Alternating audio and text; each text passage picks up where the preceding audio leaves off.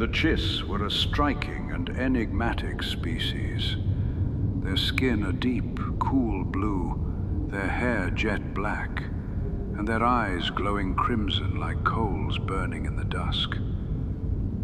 They dwelled not in the familiar spirals of the galaxy, but in the perilous mists of the unknown regions, where hyperspace lanes shifted like tides, and gravity wells made travel treacherous.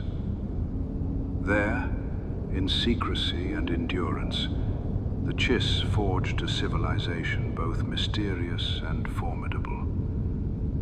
Their homeworld was Csilla, a planet locked in eternal frost. Beneath its frozen crust lay cities of ice and stone, carved into caverns warmed by geothermal vents. The climate bred discipline. Every resource was precious, every life balanced against the survival of the whole.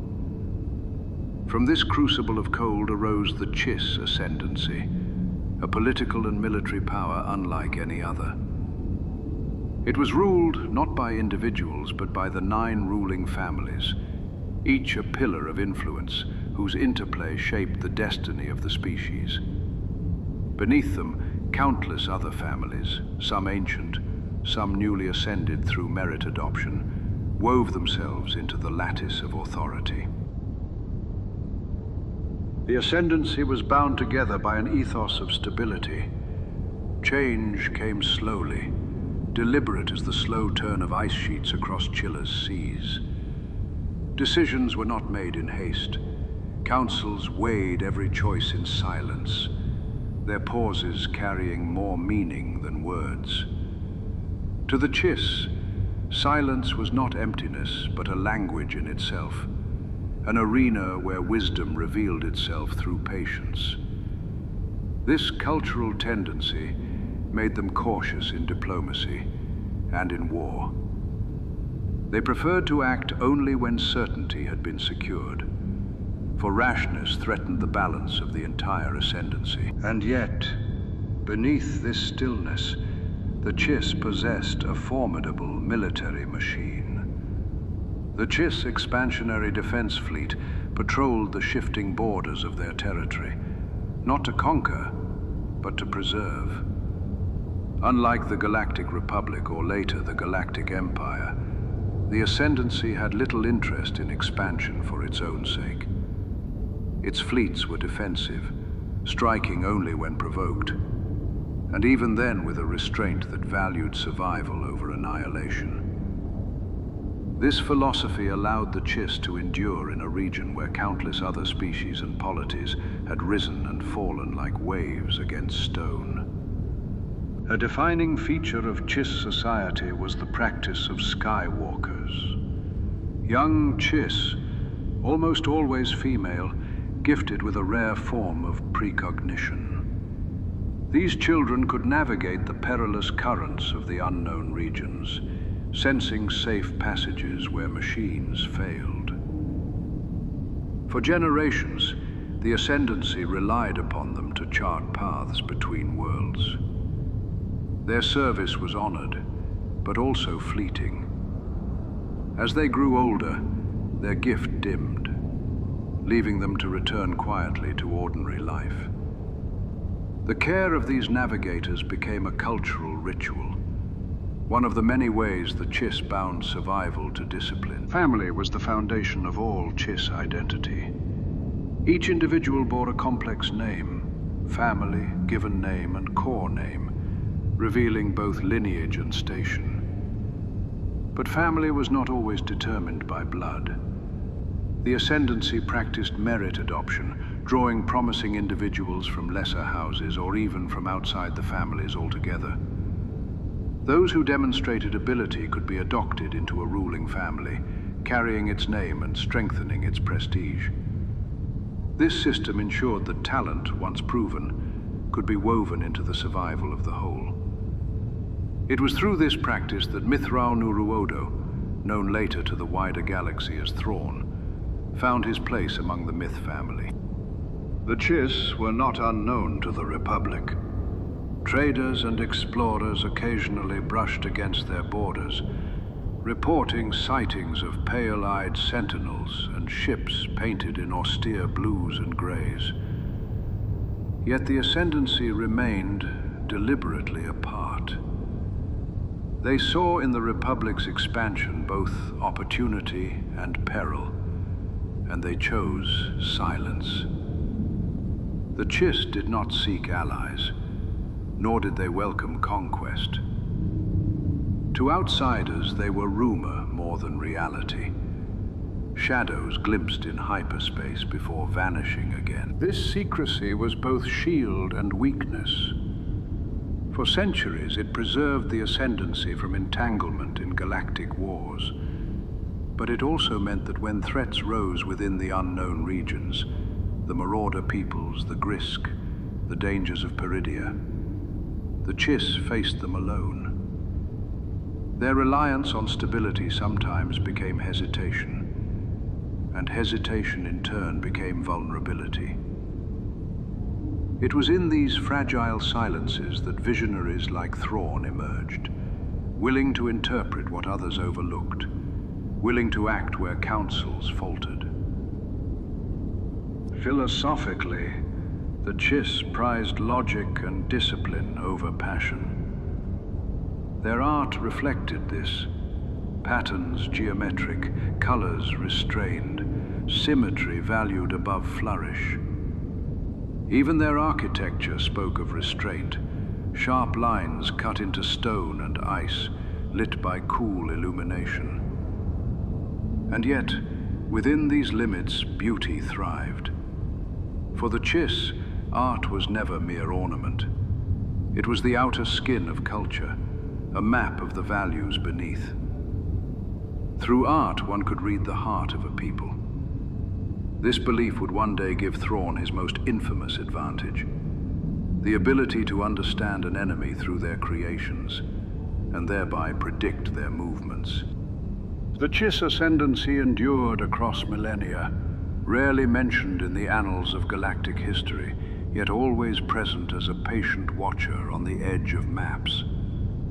They represented a civilization that chose survival over glory, silence over clamor, precision over ambition. But silence does not last forever. In time, the galaxy would learn the name of one Chiss, who stepped beyond the ice of Csilla, beyond the labyrinth of the unknown regions, into the heart of the wider galaxy. His story would be one of brilliance and exile, of vision and isolation. And through him, the crimson-eyed people of the Ascendancy would step from rumor into legend. Chapter 1. Blue Dawn over Rentor. Breathe in, my wayward one, and let the blue of distant dawn fill your lungs. For we begin far from the core, beyond the familiar lanes that busy minds call safe, in a region once mapped by whispers and courage. There, where drift currents of hyperspace curl like pale silk, the world of Rentor turns with restrained grace around a small, faithful sun. Snowbound continents sigh beneath auroral veils, and cobalt seas speak softly to dark basalt shores lined with frost-washed pines. Long shadows tilt across crystalline fields, and on their edges glimmer dwellings shaped with Chiss austerity. Simple angles, narrow windows, quiet corridors lit by a color that is not quite white and not quite blue. A color like the hush before a decision. It is the hour before morning bustle, when even the wind seems to remember it was once a song. In one such dwelling, a youth stands barefoot upon stone that has learned to hold its chill with dignity. He is not tall yet, but the promise of height is written lightly across his spine. His hair is the shade of midnight before lightning, his skin the cool blue of glacial light, and his eyes, Ah, those careful eyes. Hold the red of coals banked for a long winter. Never fully dark, never fully aflame. Mitth'raw'nuruodo will one day be known by another core name. A name that moves like a blade hidden in a sleeve. Thrawn. But for now, he listens. He listens to the wind along the eaves, to the regular hush of heat recyclers, to the faint, nearly inaudible scuff of a guardian's tread in the next room. Listening is the first courtesy he shows to any world that hosts him. Outside, dawn unseals itself over Rentor. The sky becomes a gradient of pale steel to pearl, and over the eastern sea the sun draws a line of white fire across wave crests. A quiet rank of light marching inland. The youth goes to the window and watches as the line lengthens, becoming a rule with which to measure a day. He does not yet think of fleets, or of the clean geometry of converging vectors, or of how an enemy's art can reveal patterns of thought like a map left under lamplight. Not yet. But his gaze already has the habit of study. He notes how the light takes the stone at differing angles, how a thin frost will slough from the roof's edge at the third breath of wind, not the second. He marks the time until the first transport hums beyond the ridge, carrying scholars, analysts, aspiring officers to an academy where thought is honed until it can split silence. In the courtyard below his window stands an old practice frame. Anodized metal a shade darker than the sky, carved with careful dents where training rods found their hungry end. He descends to it barefoot, letting the flagstones teach his soles the morning's temperature. He draws a rod, not heavy, not light, perfectly balanced, just as all things will be, one day, under his attention. The first movement is not a strike, but a bow of the spine. The second, a breath. The third, a step. The fourth, a pivot that seems almost to apologize to the air for the disturbance. The rod describes arcs that would be meaningless to an impatient witness. To the youth, they are letters, then words, then quiet grammar. Discipline is a language, and he is learning to write in it without ink. And in the house beyond the courtyard, two elder voices confer with restraint. Chiss guardians do not waste sound, but they do weigh futures with a grave, translucent care. One voice, softer than the first, says there is a mind in the boy that looks for patterns others do not wish to see. A mind that hears disagreements others call harmony. Another voice wonders whether this type of seeing is a gift or a warning. They speak of sponsorships, of merit and adoption, of how a family name can be re-etched when a young life fits more tightly against another family's needs.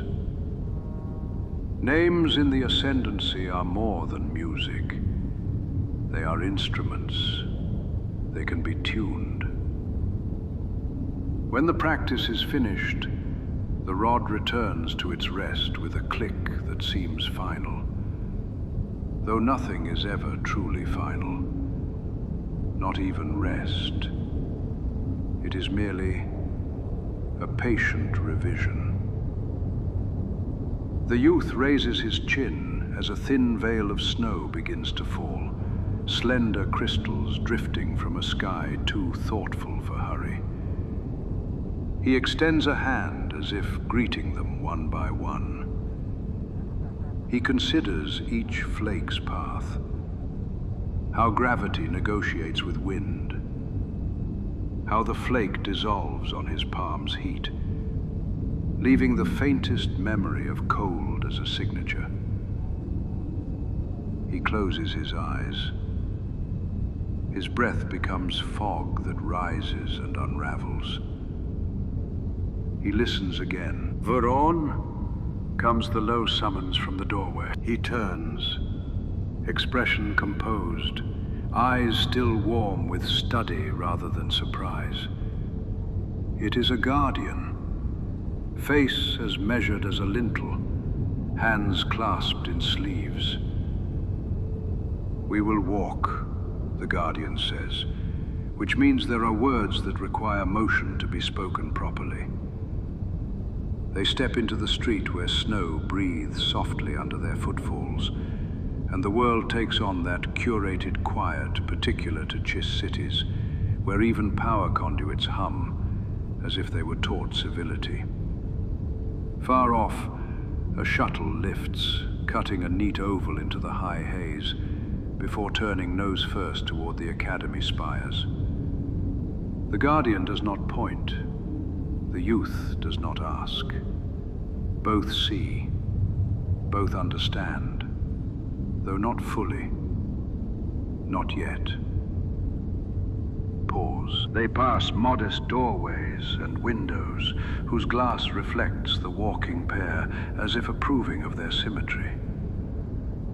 A vendor stirs within a stall scented faintly with preserved herbs. A maintenance droid sweeps the steps of a station with a brush so soft it might be mistaken for cloud fiber. A trio of children moves in a linked file, their instructor's hand raised for a breathing exercise. Inhale for 4, exhale for 6, teaching patience into young lungs. You may follow them for a moment, my restless one. Inhale with the children. Count the gentle ascent. Exhale more slowly than you think you should. Feel how lengthening the outbreath makes room for thought to set down its weapons. At the river crossing, the guardian pauses upon the bridge's midpoint. Flow beneath them is as black as polished obsidian. Flecks of ice drift, turning like pale eyes that have chosen not to blink. "Patterns," the guardian says at last, voice low enough to be mistaken for the river's subtle language. "You find them, even when others do not imagine there is anything to be found." The youth considers the water's surface, where eddies reveal themselves as faint spirals. He notes how a new flake dissolves more quickly in a faster thread. The guardian continues. "Some patterns are to be followed. Some are to be used. Some are to be broken with care. No praise is offered, no warmth beyond what is necessary to prevent frost. But the boy understands this too, as kindness shaped for a climate that asks for hardier forms of love. Beyond the bridge, the Academy district waits, with plazas swept into mathematical tidiness, banners muted to avoid offense to the day. The main tower stands like a dark tuning fork against the sky, calling minds to resonance. They enter through doors that open not with a hiss, but with a dignified hush. Corridors receive them with low light, and the scent of old paper sealed against time. Portraits line a wall. Senior officers in pale uniforms, eyes forward, mouths set with that particular softness that is the opposite of surrender. The youth moves slowly, cataloging faces as if they were constellations. One day he will study the art of enemies, finding within brushstroke and curve the fault lines of thought. Today, he studies his own people first, letting familiarity be the baseline against which all variants will hum. A chamber opens, expecting them. Inside, a council. 3 elders cloaked in the quiet authority of those who know how to fold power small enough to carry in a pocket. Their voices are modulated, their questions precise. What do you notice when you look at the river from the southern culvert rather than the western? Why do you think a soldier might choose a curve over a line when marking a marching route? How would you advise a farmer to redirect runoff if frost shifts early? The youth answers not with speed, but with care, like a craftsman selecting the correct grade of file. He speaks of flow and reflection, of how a curve teaches patience, of how frost's betrayal can be turned into a friend if you invite it to settle where it causes the least complaint.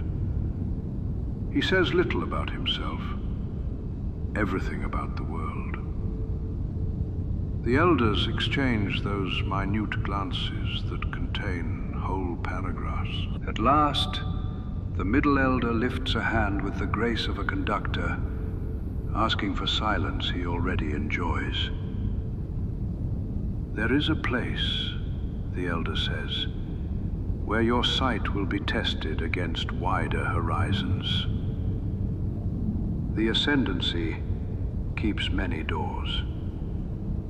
One of them stands open, but it does not announce itself. You must see it. The guardian at the youth's side does not shift, but the air around them warms a fraction with unspoken relief. You will be considered, the elder adds, as if the word can carry the weight of a future without bending. They are dismissed to the day's quiet, and as they return across the bridge, the river moves on with the indifference of time.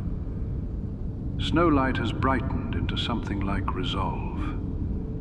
On a distant ridge, the sun discovers the Academy's highest spire and crowns it with a thin ring of fire.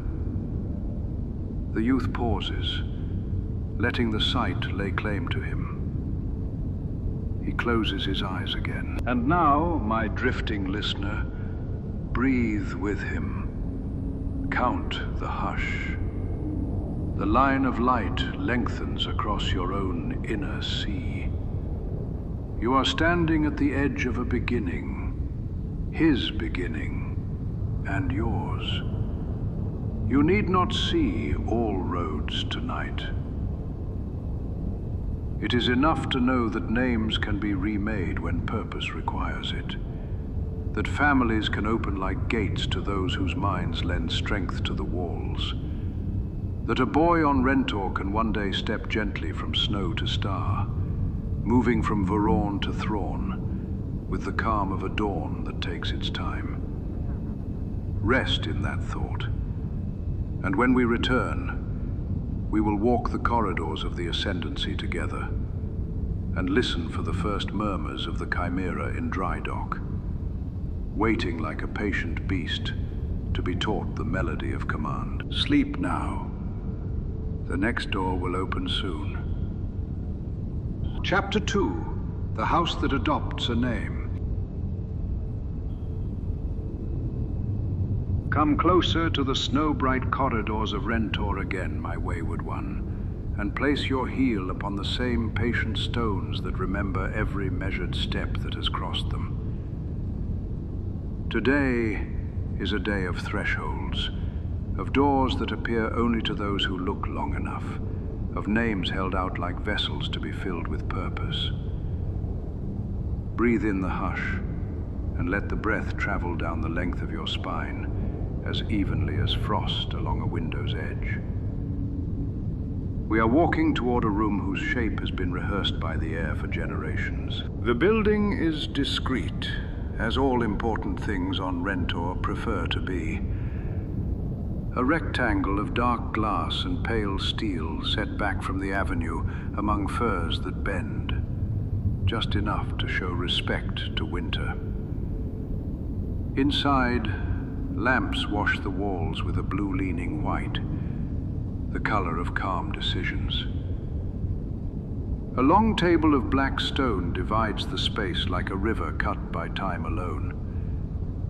At its head sits an elder of the Myth family, one whose eyes have learned to see everything and admit almost nothing, flanked by two companions who watch as evenly as clocks. To one side waits the guardian who brought the youth here, posture folded into a shape that says, without words, that this is the end of one duty and the quiet beginning of another. Thrawn, slight yet unbowed, stands on a round of polished stone inlaid with a faint sigil. 3 lines that never meet, yet imply a meeting. He knows better than to fidget. He knows better than to hurry breath. Across his eyes drift those small measurements he loves. The width of the room, the spacing of the lamps, the subtle notch worn of the stone table's edge, where a predecessor's ring once pressed in moments of inward thought. He is asked to recount the bridge over the river, the eddies that turn like patient galaxies, the day's lesson in curves and lines. He speaks without flourish, and the room accepts his moderation as if it had been expecting just this rhythm. Pause. "So," says the elder who carries the room the way a musician carries a theme, "you gather patterns and order them." Another elder's mouth threatens the outline of a smile, then remembers itself and smooths flat again. "Some patterns," the first continues, "are not found, but made. They are created by agreement." The word lands with a weight that stirs the air. The table's surface reflects 3 small lights, and his gaze, still a boy's, but not for long, tracks them as if they were ships finding station. The myths speak of family not as blood alone, but as architecture. There are foundations, there are beams, there are rooms for those brought in because their gifts support the roof. An adoption is not charity, it is alignment. A name is a tool, honed and shared with those who can carve with it. The elder describes the ritual to come, unadorned, precise, compressed into gestures so efficient they have survived centuries unchanged. Thrawn will be measured, weighed, not in mass but in intention. He will be asked to speak a sentence whose grammar is very old. He will be offered a place at a table he will then spend years earning in slow installments. This is not a vow. It is a drafting. He is led, not forward but sideways, into an antechamber where light hangs like snow that has chosen not to fall. A white strip of cloth rests on a recessed shelf, and beside it, an inkstick ground so fine it gleams like mica. The guardian, voice skimming the surface of ritual, instructs him to print the old core name, Mitth'raw'nuruodo, in small, deliberate strokes, each apostrophe a hinge, each syllable a careful step, before lifting the cloth and pressing it against the inner wrist, transferring the signature to skin. A memory, the guardian says, that will fade as names do, but never vanish. The youth watches the script stain his pulse and understands. Nothing truly disappears. It only takes on slower motion. Back in the chamber, he stands upon the circle again. The Elder asks the old questions in the old order. What do you owe to what you cannot see? What do you do when pathways narrow to one? When do you hold? When do you turn? When do you allow the turning to happen around you? He answers not quickly, but correctly. You owe attention. You move when meaning requires movement. You turn when the greater curve reveals itself and says gently, "This is the path you were always traveling, whether you knew it or not." The Elder nods once, as if in response to some inward accounting only he can see. Then the cloth appears, unfurled like a ribbon of winter river. Upon its end an insignia, scarcely darker than the cloth itself. 3 lines never meeting, implying meetings, waits to be pressed. The Elder daubs the inkstone, not black, but blue-black, the color of midnight seen through a pane of ice. He makes 3 brief marks upon the cloth's margin and offers it across the table. The youth takes it as one takes a blade, with gratitude, with care, with awareness of its possible futures. He binds it around the wrist where his former name's ghost lingers, and when the ends are tied, the Elder speaks the new configuration. Mitth'raw'nuruodo. It is a longer road of a name, with a strong middle that can be shortened cleanly.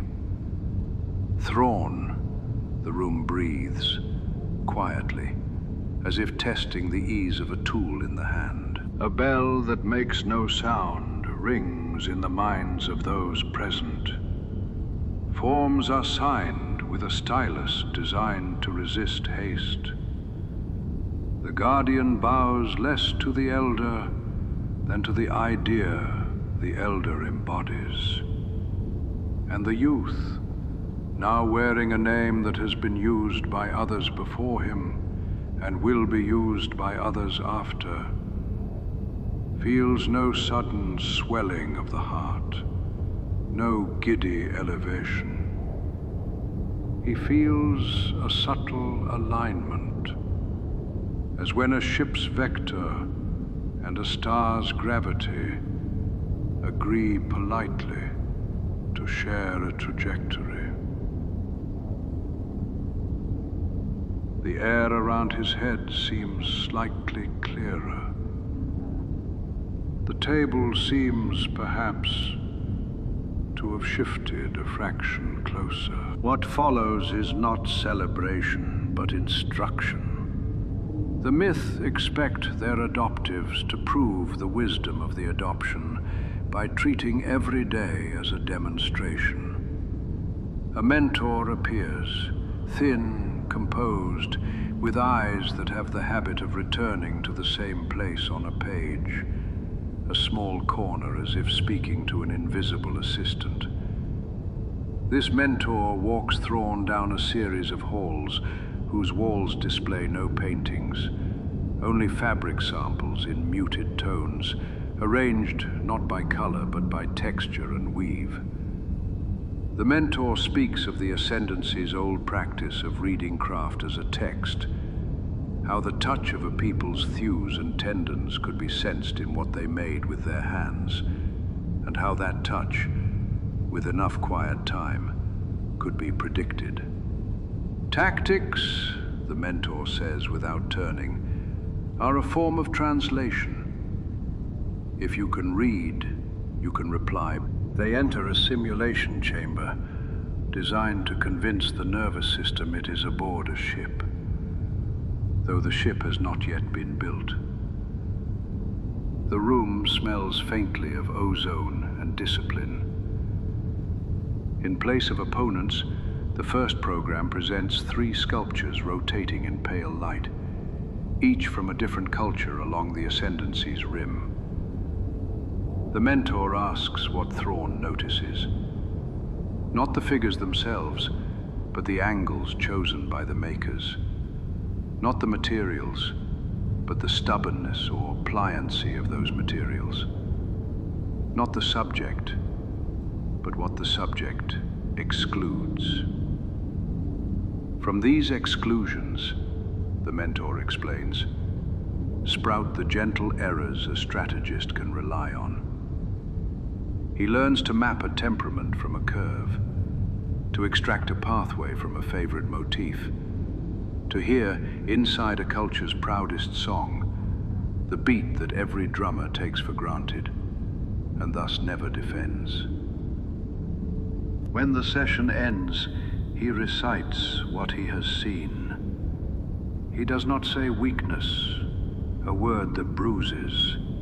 He prefers habit, a word that can be turned. The mentor's nod is almost imperceptible, but the nod exists, and Thrawn stores it as carefully as a ration tucked away for leaner days. They walk again, and this time, the hall opens onto a narrow balcony, from which all Rentor seems composed. The river's black gleam, the scattered geometry of rooftops, the academy spire stenciled against a thin sun. Below, a procession of white-clad initiates moves like a line of markers upon a chart. Families, the mentor says, are fleets. Fleets are families made visible. Each must learn how to travel together, without losing the dignity of individual hull and wake. Evenings stretch into a season of repetitions. Thrawn rises before light and drills movement, until the rod's arc writes cleaner sentences in the air. He eats simply and notes which foods sharpen calculation, which invite drowsy reflection, and trains his tasks accordingly. He studies languages not for words, but for where words refuse to go. He watches elders speak and calculates how often silence wins the argument before it begins. He listens to the river at different hours, marking how ice negotiates with flow, how the current chooses one bank or the other, without losing itself in the choosing. Each small observation slots into a lattice he does not rush to name. There is, on the seventh evening, a small rite held indoors to avoid the wind's curiosity. The myth assemble a modest circle of chairs and leave one empty. On its seat rests a piece of carved wood, smooth with handling, its form neither animal nor tool, something between. A reminder that every function began as a figure in someone's mind. Thrawn is invited to pick it up, consider it, and say aloud what use it might be turned to. He turns it in his hands, traces the ridges with the pad of his thumb, and suggests, slowly, that it might brace a vessel against chafing on a long journey, or anchor a line so that tension meets dignity rather than panic. The elders incline their heads. The guardian, now standing at the room's edge as if prepared to depart any moment, allows breath to leave the body in a way that admits contentment. When the night finally spreads itself thin over Rentor like a dark veil designed not to hide but to soften, Thrawn steps into the courtyard where his life has unfolded in orderly increments, and notices the old practice frame standing patient under new frost. He does not reach for the rod. Instead, he stands with hands behind his back, feet set as though on a ship's deck, and practices stillness. Another movement, learned late by most, early by him. Snow whispers against stone. Somewhere far across the city, A transport climbs into a clean parabola and vanishes into elsewhere. He says the new name quietly, once, not to hear it, but to feel how it arranges the mouth. Mitth'raw'nuruodo. Then he halves it, tests the shorter tool. Thrawn. It rests well in the hand. And you, my drowsing listener, stand with him a little while longer. Let your breathing match the city's slow rhythm. In on the glow of a distant window, out on the release of a drifting flake. Consider how a house can adopt, how a name can be loaned and then earned, how a quiet mind can shine like a cold star and still be kind in its light. The river continues, unsentimental, sincere. The elders fold their day and place it neatly on tomorrow's chair. The mentor reviews notes that are mostly white space. The guardian, for whom this was the last escort, turns toward home with steps a fraction lighter than before. When the morning comes, new tasks will arrive in an even line. Deeper simulations, longer corridors, more intricate fabrics to read and reply to, decisions to be practiced in miniature until their full-scale versions feel like déjà vu rather than risk. Soon there will be a starship hull replacing the practice frame. Metal, where wood once taught letters. A deck beneath his soles that hums with consequence. But not yet. Tonight belongs to alignment, to the quiet confirmation of adoption, to the smooth exchange between an old name fading and a new name tightening around the wrist like a band of light.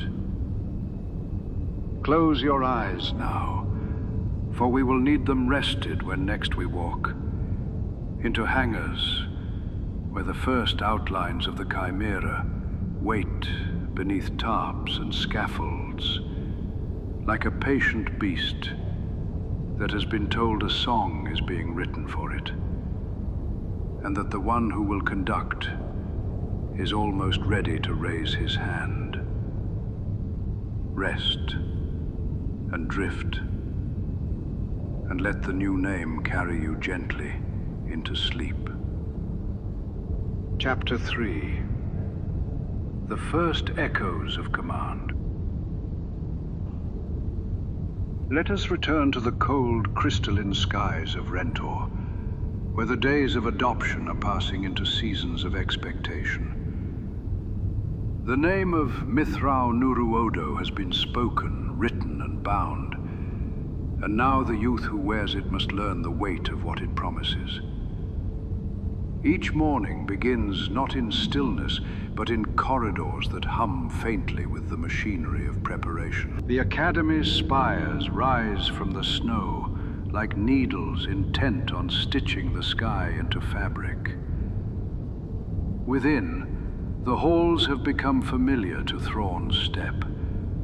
The low light along the walls, the measured cadence of instructors' voices, the faint chemical scent of ink and circuitry, the gentle hush that greets every passage as if the building itself approves of calm. Here, the apprentices of the Ascendancy practice not only arms, but arguments, not only strategies, but silences.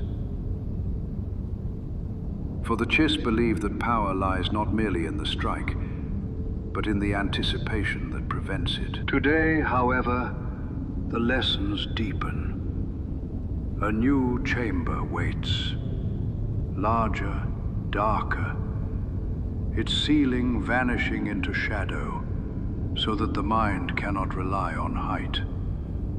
Along its perimeter stand consoles with pale blue screens, each attended by an officer whose voice is already dry with command. At the center hangs a lattice of suspended projectors, each able to weave stars and ships from the air, as if reality itself had been persuaded to appear early. The cadets gather, seated in tiered arcs, their eyes tilted upward toward the first projections of simulated war. The mentor speaks without raising his voice. Command is not a throne. It is an echo. What you give returns to you, magnified, delayed, and altered by distance. Learn to speak so that the echo is not distorted. The cadets murmur assent, though their tones vary. Some eager, some weary, some already convinced they know the shape of the lesson. Thrawn, however, remains silent, red eyes fixed upon the flicker of light above. The first scenario forms. Two fleets approaching across an imaginary gulf. Vectors are drawn in pale arcs. Supply lines tremble like veins beneath translucent skin. The cadets are told to issue commands, and their voices enter the consoles as data. Ships advance, retreat, or scatter in response. The room fills with murmurs, a chorus of intent. But soon the projection reveals what happens when too many intentions collide. Confusion, collisions, a screen littered with the symbolic wreckage of wasted thought. For me, Thrawn waits until silence has reclaimed the chamber. Then, when his turn is called, he requests a delay before movement. Why do you hesitate? An instructor demands. The enemy does not pause. Thrawn answers evenly. The enemy reveals itself by how it begins. Let them move first. The request is granted with reluctant curiosity. The opposing fleet arcs forward, tracing a geometry of aggression. Thrawn studies the shape, not of ships, but of their arrangement, like strokes in an unfamiliar alphabet. He reads it as one might read a tapestry, where threads are drawn tight, where patterns repeat without reason. At last he issues commands, few in number, quiet in tone. His fleet bends aside, not backward but sideways, forming an emptiness where the enemy expects resistance. Into that emptiness, the opponent plunges, only to find itself surrounded. The simulation ends with a quiet sound, not of triumph, but of recognition. The mentor inclines his head once, as if the echo he spoke of has returned as proof. The cadets whisper, some with admiration, others with unease, for they see in Thrawn not speed, but patience, not force, but precision. And patience, when married to precision, unsettles those who rely on bluster. Days extend into weeks, and more scenarios are offered. Each time, Thrawn asks first to observe. Each time, he notices what others overlook. The curve of a supply line suggesting overconfidence, the rhythm of a commando's maneuvers echoing a cultural dance, the odd reluctance of a patrol to cross a particular vector, as if obeying an unspoken superstition. Each observation becomes a thread in his growing tapestry of thought. Beyond the chambers of simulation, his life remains disciplined. At dawn he drills, not only with the practice rod, but with chalk upon slate, sketching possible formations and revising them until they resemble calligraphy. At meals, he listens more than he speaks, and when he speaks, he asks questions that force others to think twice about their own certainties. His quarters are bare, save for small objects borrowed from the Academy's collection of foreign artifacts. A carved statuette from the unknown regions. A fragment of woven cloth from a forgotten colony. A shard of pottery still marked with pigment. Each night he studies them as if they were maps. One evening, his mentor finds him tracing the painted lines upon the pottery with the tip of one finger. "You search for what is not there," the elder notes. Thrawn replies, "Absence is part of the design." To leave a space empty is to suggest it is reserved. To suggest it is reserved is to reveal what one values. The elder's silence, long and measured, is its own form of approval. And yet, not all voices within the Ascendancy are pleased. Some whisper that this new adoptive is too curious, too unorthodox, too willing to stray beyond the safety of known doctrine. Others say he will bring strength where before there was only repetition. These debates swirl through the corridors, faint but persistent, like drafts beneath a closed door. Thrawn hears them, though he does not answer. He knows that echoes fade if one does not speak back. The first field trial arrives sooner than expected. A patrol frigate, older than the cadets themselves, is assigned to carry them on a brief mission beyond the Ascendancy's border. It is not a battle, but an observation. To track the movements of traders who skirt the edges of Chiss space, neither hostile nor loyal, but forever weighing which way profit bends. The cadets board the frigate with excitement barely concealed, their voices louder than the corridors deserve. Thrawn, however, walks the deck slowly, laying his palm against the bulkhead, listening for the ship's hum, as if greeting a creature that has agreed to bear him. When the frigate slides into space, the stars greet them with their indifferent patience. The cadets cluster at viewports, pointing and laughing at the brightness of nebulae. Thrawn stations himself at a quiet console and studies the readings of the traders' ships. Their patterns are not random, they are woven like nets. They are not drifting, he remarks to the mentor. They are shaping a corridor, one not yet mapped, one that bends away from prying eyes.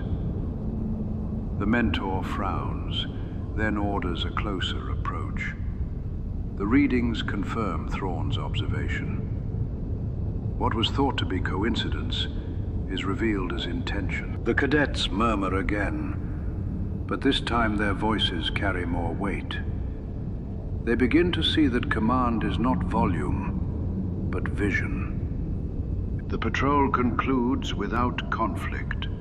No shots are fired, no ships are lost.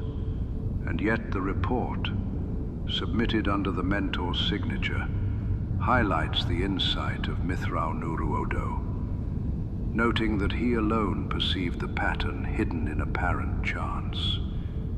The council will read this, and some will smile in secret, and others will frown more deeply than before. But all will remember the name. When the frigate returns to dock, the cadets disembark as though walking upon air, full of stories to tell. Thrawn walks more slowly, his eyes turned back toward the ship as if committing its every detail to memory. The grooves along its hull, the cadence of its engines, the rhythm of its lights. For he knows each detail is a word in the larger language of command, and he intends to be fluent. That night, in his quarters, he places the shard of pottery beside the statuette and the cloth fragment, forming a small triad. He studies them as he has studied fleets, seeing not objects but philosophies, the sturdiness of clay, the softness of fiber, the permanence of stone. 3 ways of enduring. 3 answers to the same question. How does one survive the passage of time? He closes his eyes and breathes, aligning his thoughts with theirs. And you, my weary listener, may close your eyes as well. Let your breath be as steady as the hum of the frigate, as patient as the orbits of stars, as quiet as the cloth resting upon the shelf. For tonight, we have seen the first echoes of command, and tomorrow we shall step deeper into the Ascendancy's long corridors of politics, where strategy must contend not only with fleets, but with pride. Rest now, for the path ahead widens. Pause. Chapter 4. The Politics of Silence. Pause. Within the Ascendancy, silence was not absence. Silence was a tool, sharpened by centuries of practice until it could cut more deeply than any blade. It ruled council chambers where arguments unfolded in pauses, in measured looks, in the refusal to speak until one's opponent had revealed themselves through impatience. To live among the Chiss was to learn that words carried weight, and thus should be rationed like fuel on a long voyage. For Mitth'raw'nuruodo, this culture of silence was not alien. It was a structure within which his mind found room to move. He listened as others measured their responses by tradition and rank.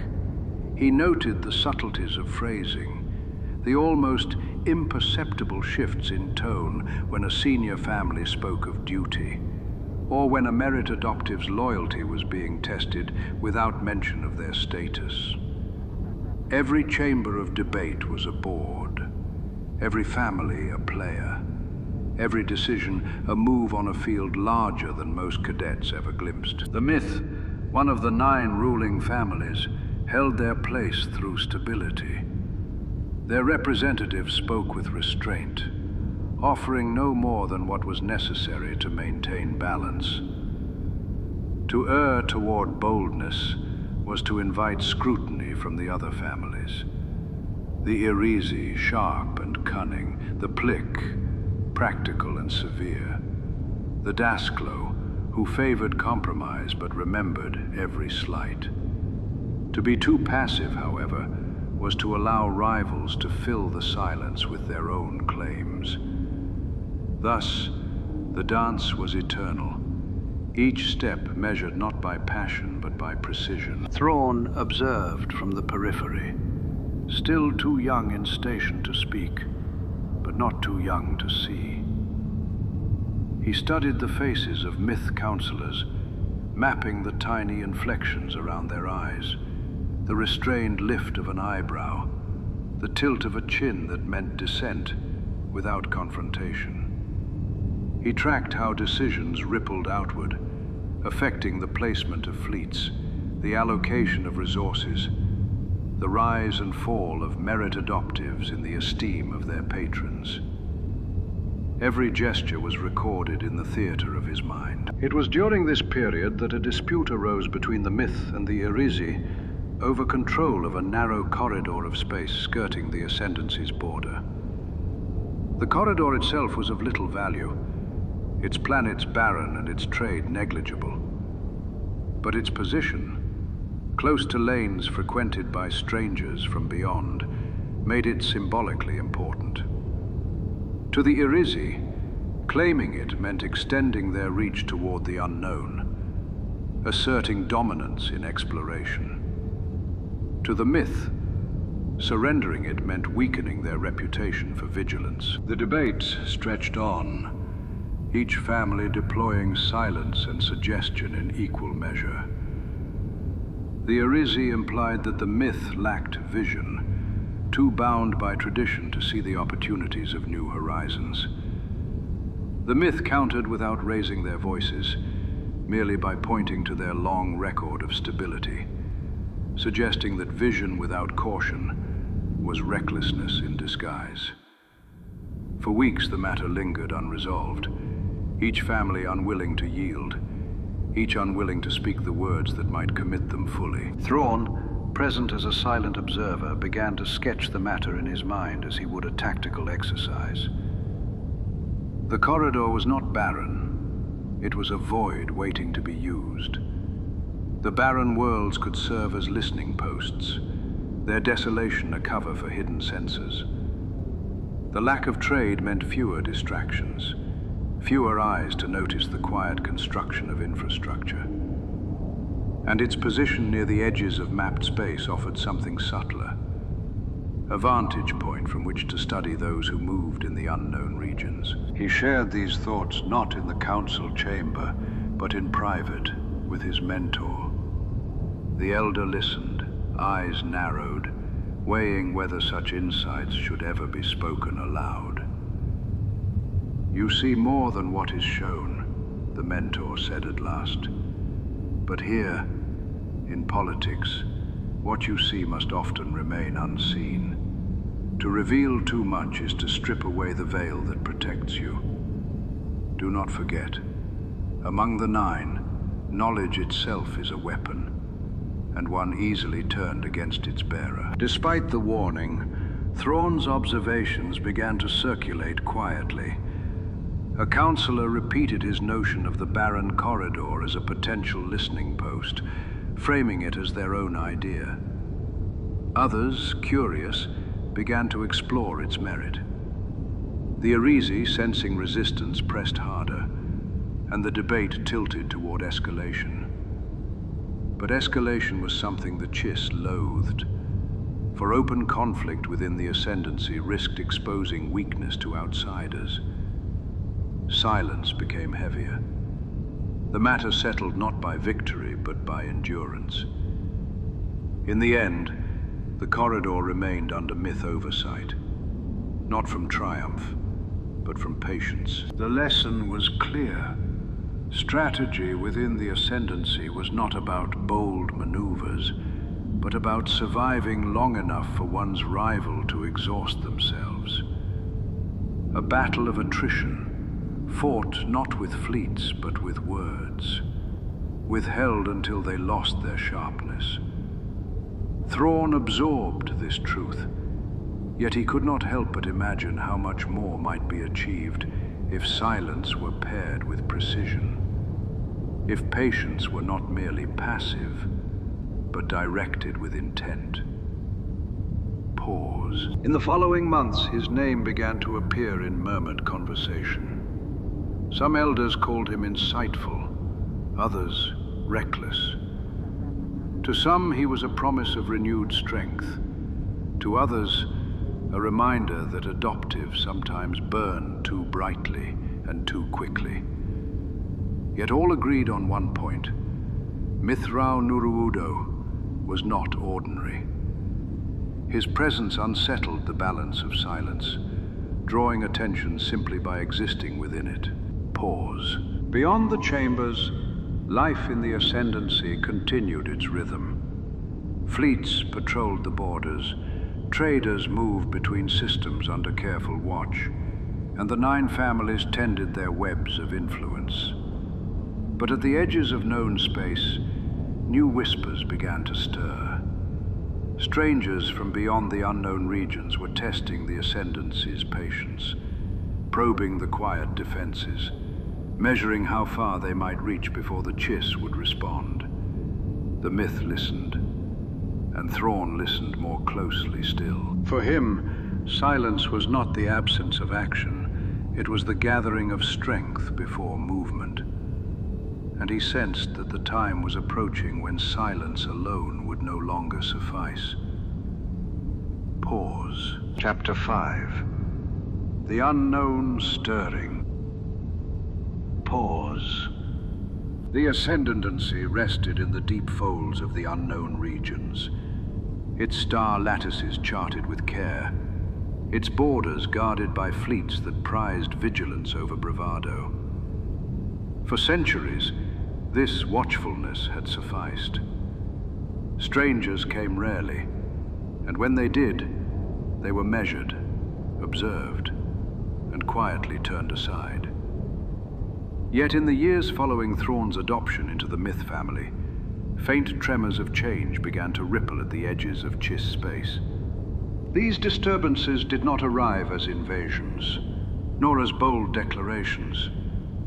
They came as whispers, a freighter that failed to return along a familiar route, a patrol reporting strange energy signatures near a supposedly barren system, a caravan of traders speaking of ships glimpsed in the dark, moving with coordination not typical of wanderers. To the elders of the Ascendancy, these were curiosities, not crises. But to Mitth'raw'nuruodo, they were the first strokes of a larger pattern. He began to collect these fragments as others might gather stones from a riverbed. Each report, each testimony, was small and unremarkable in isolation. Yet when set beside one another, the pieces began to align. Thrawn noticed consistencies in the descriptions. Ships of unfamiliar design, their silhouettes sharp and predatory, painted with marks unlike the flowing glyphs of the Chiss or the simple banners of known traders. The strangers did not linger long, but they appeared across a broad swath of space, as though probing the borders with deliberate curiosity. Pause. To many within the Ascendancy, the unknown regions were a barrier in themselves.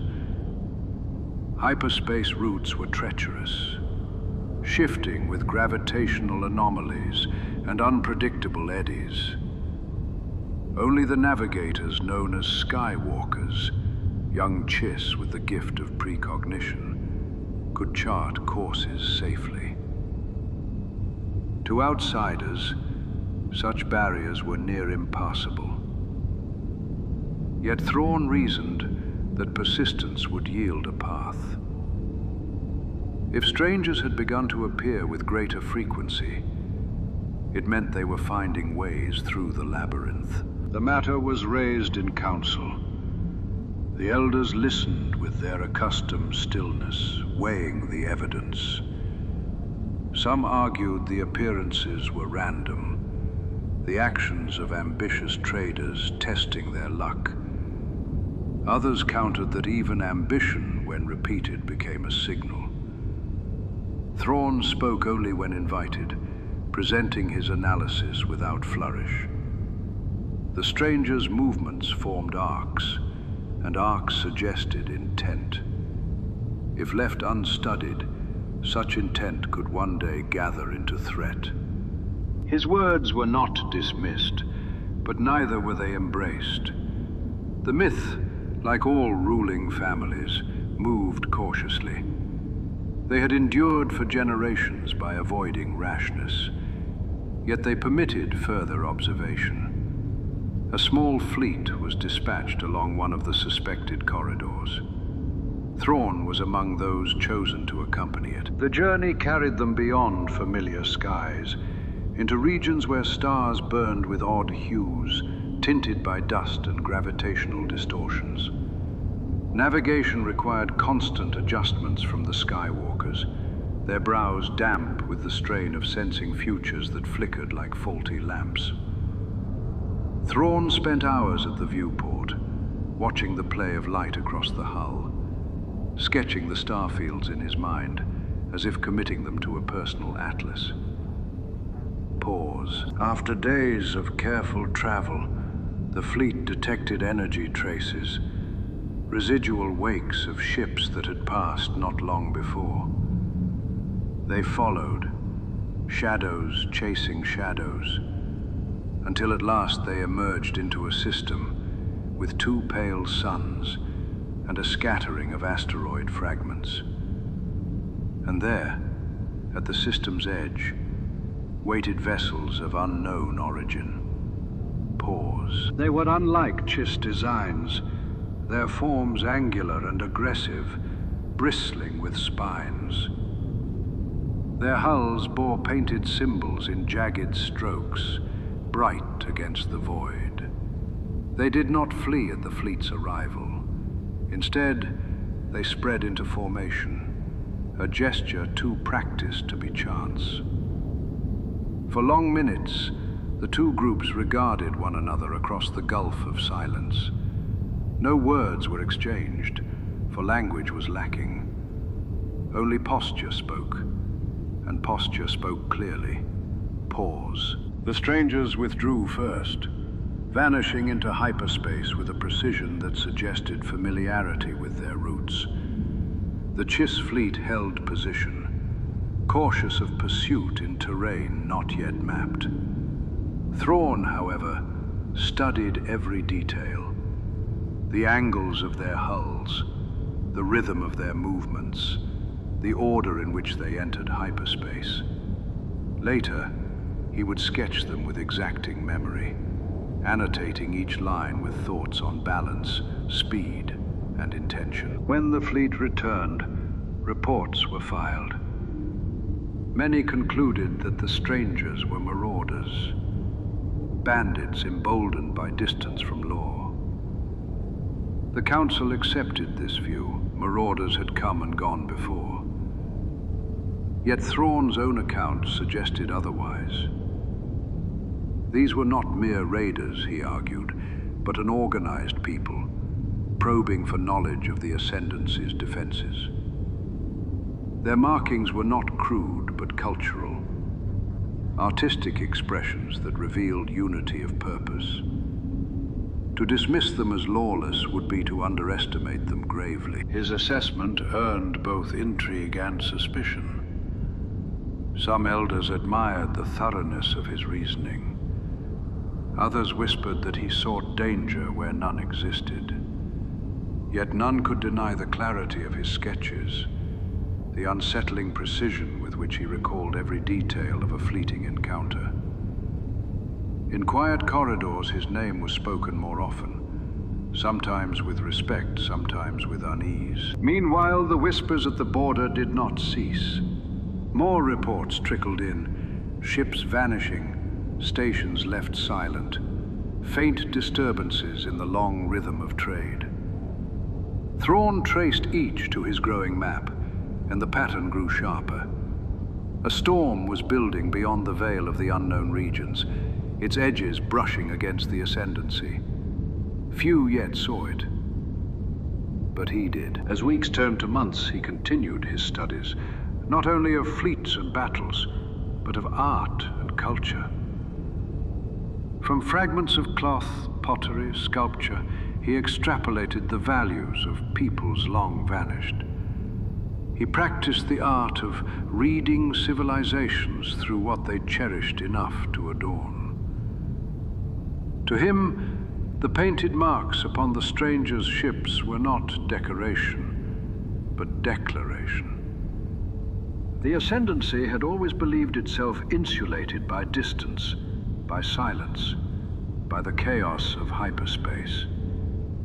But Thrawn understood that distance could be crossed, that silence could be broken, that even chaos could be mapped by those patient enough to learn its language. The unknown regions were stirring, and what stirred within them would not rest forever.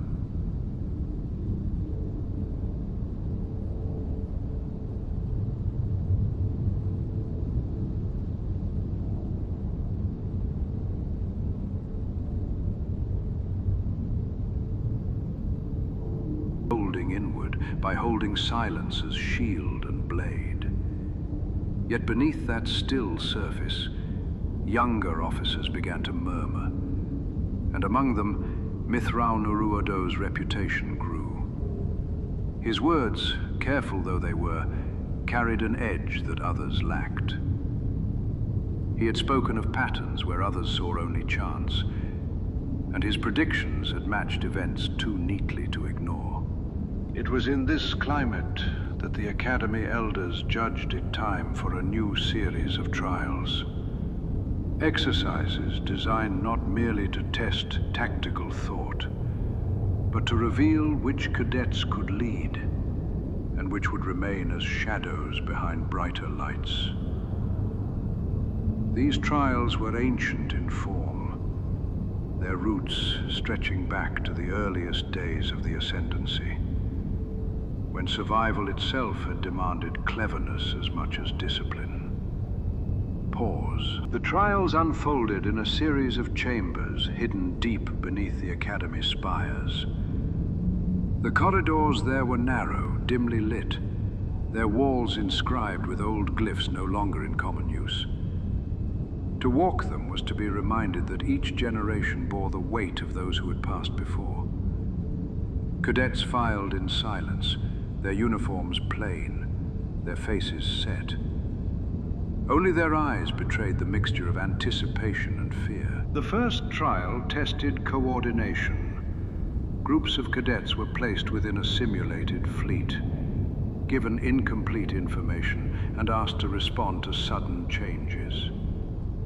Many faltered, issuing commands too quickly, their voices colliding, their simulated ships scattering in confusion. Thrawn's approach was different. He spoke rarely, preferring instead to observe the hesitation of his peers. When he did speak, it was to redirect a single ship, to adjust a formation by a fraction, always enough to shift momentum without drawing attention. By the trial's end, his group had performed more cleanly than any other, not through force of command, but through the subtle orchestration of silence. The second trial concerned endurance. Cadets were kept in near darkness, their only company the flicker of star maps projected on curved walls. They were required to trace patterns of enemy movement across hours, their concentration tested against fatigue. Many lost coherence, their lines breaking into nonsense. Thrawn, however, endured. He treated each star not as a point of light, but as part of a story, weaving narratives of what each enemy might seek, how each vector betrayed desire. His maps, when compared to later revelations, matched reality with uncanny accuracy. The third trial was the most severe. Confrontation. Two cadets were paired and given opposing fleets in a simulated theater. The goal was not only to defeat the other, but to demonstrate restraint, for the Ascendancy valued survival over victory. Thrawn was matched against a rival whose ambition was as sharp as his temper. The simulation began, and his opponent charged, scattering his fleet in pursuit of a decisive strike. Thrawn, calm, allowed the aggression to burn itself out. He yielded space, drawing the enemy deeper, until they overextended and found themselves encircled. The judges watched in silence. When the simulation ended, the rival protested, declaring the tactic dishonorable, a mere trick. But the elders noted that no rule had been broken, and more importantly, that no Chiss lives would have been wasted had it been real. The rival was dismissed. Thrawn remained. It was after these trials that murmurs of his name grew louder. He was no longer only a promising cadet. He was becoming a figure of attention. Some praised his clarity, others distrusted his methods, but none could deny his results. His strategies, though unconventional, preserved lives, conserved resources, and revealed truths hidden in plain sight. In private, his mentor offered both caution and approval. "You see as others do not," the elder said. "But remember, victory in the field is only half of survival. The other half lies in councils, where silence is sharper than steel. If you win here but falter there, the Ascendancy will not follow you." Thrawn understood. His trials had proven his ability to command. But command was more than ships and formations. It was also the art of speaking carefully, of choosing when to let silence carry weight. He resolved to study both fields with equal care. In the seasons that followed, the Academy continued to shape him. His studies turned toward history, the long record of conflicts fought beyond Chiss space. From fragments of old reports, he reconstructed the strategies of forgotten peoples. He saw how arrogance led empires to collapse, how inflexibility doomed those who could not adapt, how even mighty fleets had been unmade by misreading the culture of their foes. Each story became a lesson, each failure a warning. Outside the Academy, the Ascendancy itself stirred uneasily. Reports of strangers continued, faint but insistent. Some spoke of marauders gathering in larger numbers, their raids more coordinated. Others whispered of entire systems falling silent. Yet the Council, cautious as always, declined to act. To them, such matters were distant, unworthy of open commitment. Their priority was stability within, not confrontation without. For Thrawn, this inaction was another lesson. He saw that silence could preserve, but it could also blind. A refusal to acknowledge danger did not erase it. He began to prepare himself for the day when silence would fail and action would be demanded. His chance came sooner than expected. A distress call was received from an outpost near the edge of Ascendancy space. Its final transmission spoke of ships descending, swift and many, their hulls painted with markings that glared like open wounds. The signal cut off mid-sentence. The Council debated, some urging restraint, others calling for investigation. In the end, a small fleet was dispatched, its purpose more to observe than to fight. Among its officers, chosen for his promise, was Thrawn. The fleet traveled through difficult lanes, guided by skywalkers whose strength flickered under strain. When they arrived, they found the outpost silent, its lights extinguished, its docking bays scarred by fire. The marauders had already gone, but their presence lingered in wreckage and ruin. To the others, it was a simple act of piracy. To Thrawn, it was the next step in a deliberate campaign. He walked the ruined halls, studying the marks left on walls and consoles. He noted the precision of the damage. Communications destroyed first, supplies taken in order, the docking clamps disabled to prevent pursuit. This was no random raid, it was strategy. And the symbols painted on the walls in jagged strokes were not vandalism, but signature, a declaration of identity. When the fleet returned, their report was cautious, suggesting further watchfulness. Thrawn's report was bolder. He argued that the marauders were not wanderers, but a growing power, organized and purposeful. They had tested the Ascendancy once, and having met little resistance, they would return.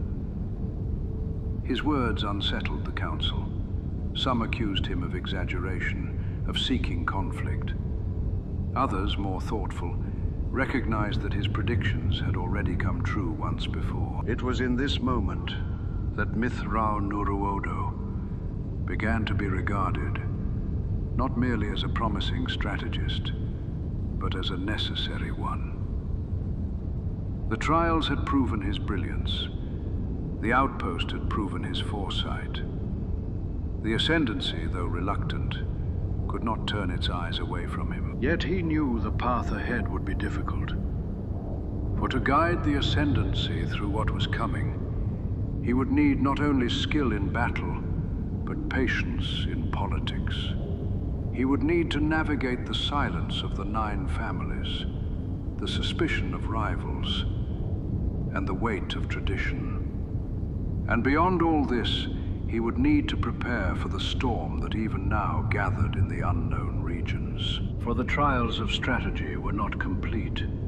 They had only just begun. Pause. Chapter 7. Shadows on the Border. The Council of the Ascendancy had long treated border troubles as distant storms. Marauders came and went, the elders said. Their raids were passing squalls, no different from those endured by past generations. Yet in the shadow of the ruined outpost, with its corridors blackened by fire and its signals cut short, Mitth'raw'nuruodo perceived not a storm, but a tide, slow, deliberate, and advancing. He pressed his argument with restraint, submitting detailed reports, annotated with sketches of ship silhouettes, weapon signatures, and the strange painted symbols left behind by the attackers. His words were meticulous, never straying into alarm, but the conclusion was unmistakable. These were not pirates, but a people united in purpose. He named them the Greys, borrowing from the tones of their painted sigils, though in truth their culture was yet unknown. The 9 families heard, but they did not act. To them, every call to mobilize risked inviting imbalance. The Ascendancy's greatest strength, its unity, was also its greatest weakness. For to act without unanimous consent was to risk division. Thus the shadows on the border remained shadows, studied but not confronted. Still, the Myth Elders granted Thrawn one concession. A patrol squadron was placed under his observation, its task to monitor the border more closely, to gather intelligence rather than engage. It was a modest assignment, yet it marked the first time he was entrusted with operational command. The patrol ships were not grand vessels, but lean and practical, their hulls darkened to blend with the void. Their crews were young, some still bearing the stiffness of cadets, others already weary from years of uneventful service. They regarded Thrawn with a mixture of curiosity and doubt. His reputation had spread, but so too had the whispers of his unorthodox methods. Some wondered whether the adoptive from Rentor could truly guide them. He earned their trust, not with speeches, but with quiet precision. Before each patrol, he walked the length of the ships, speaking briefly with engineers, navigators, and gunners. He studied the calibrations of their systems, suggesting adjustments measured in fractions. He shared his maps of the border, pointing out anomalies in hyperspace currents that might conceal hostile approach. Slowly, suspicion gave way to respect. His eye for detail was undeniable, and the crew began to see that service under Thrawn meant survival. Their first encounter came weeks later. A faint signal was detected. A freighter broadcasting distress, its voice faint against the static of a distant star. The squadron responded, cutting through erratic currents to reach the source.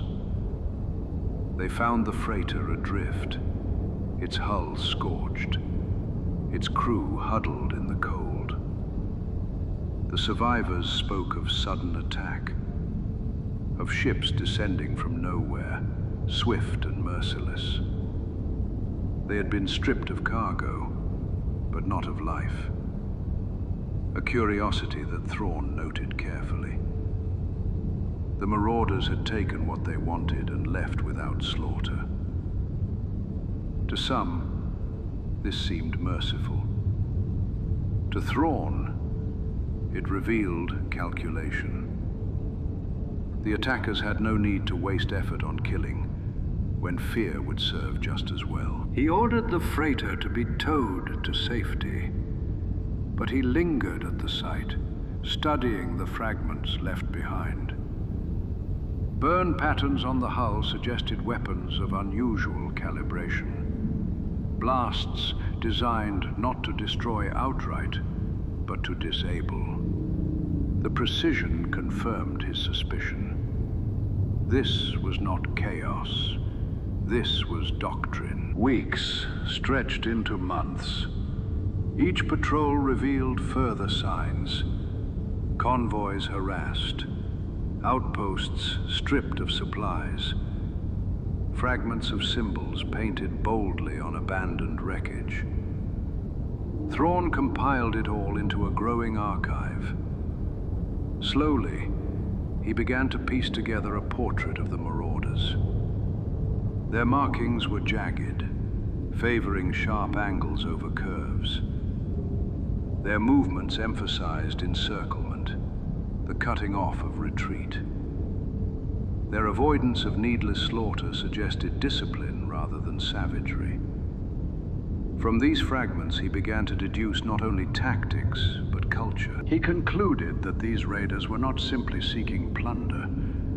They were testing boundaries, probing defenses, learning the rhythms of the Ascendancy. They left survivors to spread tales, to measure how fear would ripple across the border. Each strike was both theft and message. When he presented his findings to the Council, reactions were divided. Some praised the clarity of his deductions, acknowledging that patterns once dismissed as coincidence now appeared deliberate. Others remained cautious, wary of being drawn into open conflict. To them, silence was still the safer shield.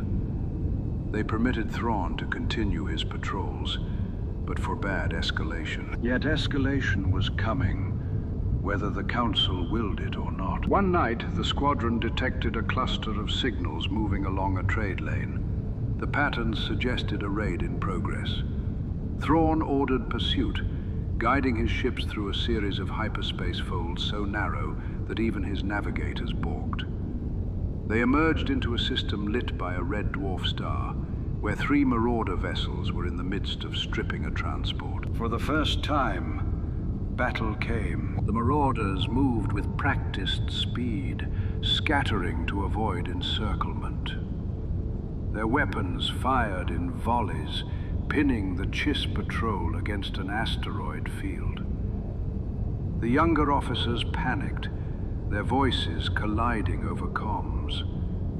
Thrawn remained calm. He studied the marauders' angles, their preference for cutting across diagonals, their tendency to pair ships in hunting formation. He countered by breaking his squadron into trios, each designed to lure and isolate. The plan worked. 2 marauder ships were driven into the asteroid field, where their speed betrayed them. The third, realizing its disadvantage, fled into hyperspace. The transport was saved, though battered, and the patrol had suffered only minor losses. The crew regarded their commander with new eyes. Thrawn had not only outmaneuvered the enemy, but preserved lives. Yet in his own mind, the victory was incomplete. The marauders had escaped, and with them, more knowledge than they had lost. They would return, stronger, wiser. The Council received the report with measured acknowledgement. They commended the preservation of Chiss lives, yet warned against overreach. To them, the marauders remained a nuisance, not yet a threat to stability. Thrawn bowed to their decision, but he knew better. The shadows on the border were lengthening. In the quiet of his quarters, he returned to his archive of symbols and sketches. He traced the jagged lines with his finger, comparing them to the histories of long-vanished peoples. He wondered what culture lay behind them, what philosophy drove them to strike and retreat, to instill fear rather than pursue conquest outright. He understood that until he grasped their art, their heart would remain hidden. And until he grasped their heart, the Ascendancy would never truly know the storm approaching from beyond. The border was no longer silent. It whispered with menace. And Thrawn listened more closely than any other. Chapter 8. Lessons of Art and War. In the aftermath of the skirmish at the Red Dwarf, the patrol squadron returned not only with a damaged transport in tow, but with fragments of the marauders' presence. A torn helm panel, painted in stark, jagged sigils. A crate lid bearing an emblem scorched into the wood. A small cloth pennant cut free from a boarding pole. These pieces seemed trivial to most, detritus swept up by circumstance. But to Mitth'raw'nuruodo, they were windows. He arranged them within a quiet compartment aboard the flagship, converting a storage alcove into a gallery of intention. The helm panel was the largest. Its surface had been prepared with abrasive grit until the metal bit the light like frost. Over that biting ground, a hand, trained but not delicate, had slashed strokes of pigment, each line a narrow blade of gray edged with white. The emblem bore no curves. It offered angles upon angles, a geometry untroubled by softness. The crate lid showed the same language, staccato cuts clustered into arrowheads. The pennant differed only in material. The sharpness of the design had been softened by the weave, but the message persisted. Together they spoke in a dialect that valued forward motion, collision, pressure. It was an art of encroachment. Thrawn examined the pigments under magnification. The gray carried flecks of metallic powder. It would sparkle in harsh light, dim in shadow. It was meant to be seen during transit, not at rest. Practical. The white edge was chalk-based, cheaper, used sparingly where emphasis was required. The paint was applied quickly, as if the artists were craftsmen whose time belonged elsewhere, to weapons, engines, schedules. The lines had been rehearsed. The repetition revealed training. No individual flair was permitted to wander. To belong, each hand must move as one. He sketched what he saw with disciplined economy. The exact tilt of each stroke, the intervals between angles, the ratio of white edge to gray body. Then he inverted the patterns, imagining how such a mind might move fleets. An enemy who embraced angles without circles would favor thrusts over encirclement in the opening phase, rely on pinning fire rather than patient corrals. When retreat came, it would not arc away but break along a single abrupt vector, clean, decisive, abandoning the field rather than ceding it piece by piece. Their doctrine would scorn attrition. It would prize pressure and release. His first test came in miniature. A week after the Red Dwarf, the squadron responded to another distress call. This time the marauders had already departed, leaving behind a station stripped of stasis units and fuel cells. Thrawn requested a narrow pursuit, not to engage but to map. They followed ion wakes through a skein of difficult currents until the traces dissolved in a region known for gravitational mirages. The navigators complained of phantom routes. The Skywalker guiding them, small, solemn, her eyes distant, shivered and requested rest. Thrawn agreed, then adjusted the probe grid to reflect what the art had revealed. If the enemy favored straight break retreats, their exits would align along repeated vectors. He seeded the area with passive buoys positioned at those predicted angles, then withdrew. 2 days later, the buoys whispered. A trio of signatures crossed the grid in perfect sequence, ignoring safer arcs for speed that strained hulls. There was no engagement. The squadron was too far to intercept. But the pattern was captured. In council, where such evidence was currency, the map was presented with the painted panel beside it, the jagged strokes reflected in the star lines. Some scoffed at the juxtaposition. Art was art, war was war. Others, more thoughtful, remembered old Chiss teachings, that a people's deepest habits cannot help but announce themselves, whether in song, weave, or strike. The Myth delegates did not overpraise their adoptives' method. They simply entered the vectors into border protocols and ordered additional buoys. Quiet preparations disguised as ordinary caution. The patrols lengthened. Along the rim of Ascendancy's space, signs accumulated. The marauders, whoever they were, avoided slaughter and broadcast no manifestos. They moved like surveyors who had decided that theft would finance study. Thrawn's archive grew, a shard of molded plating etched with repeat chevrons. An arm ring taken from a wounded boarder, its surface studded with tiny raised points, each aligned to vanish under a gauntlet's clasp.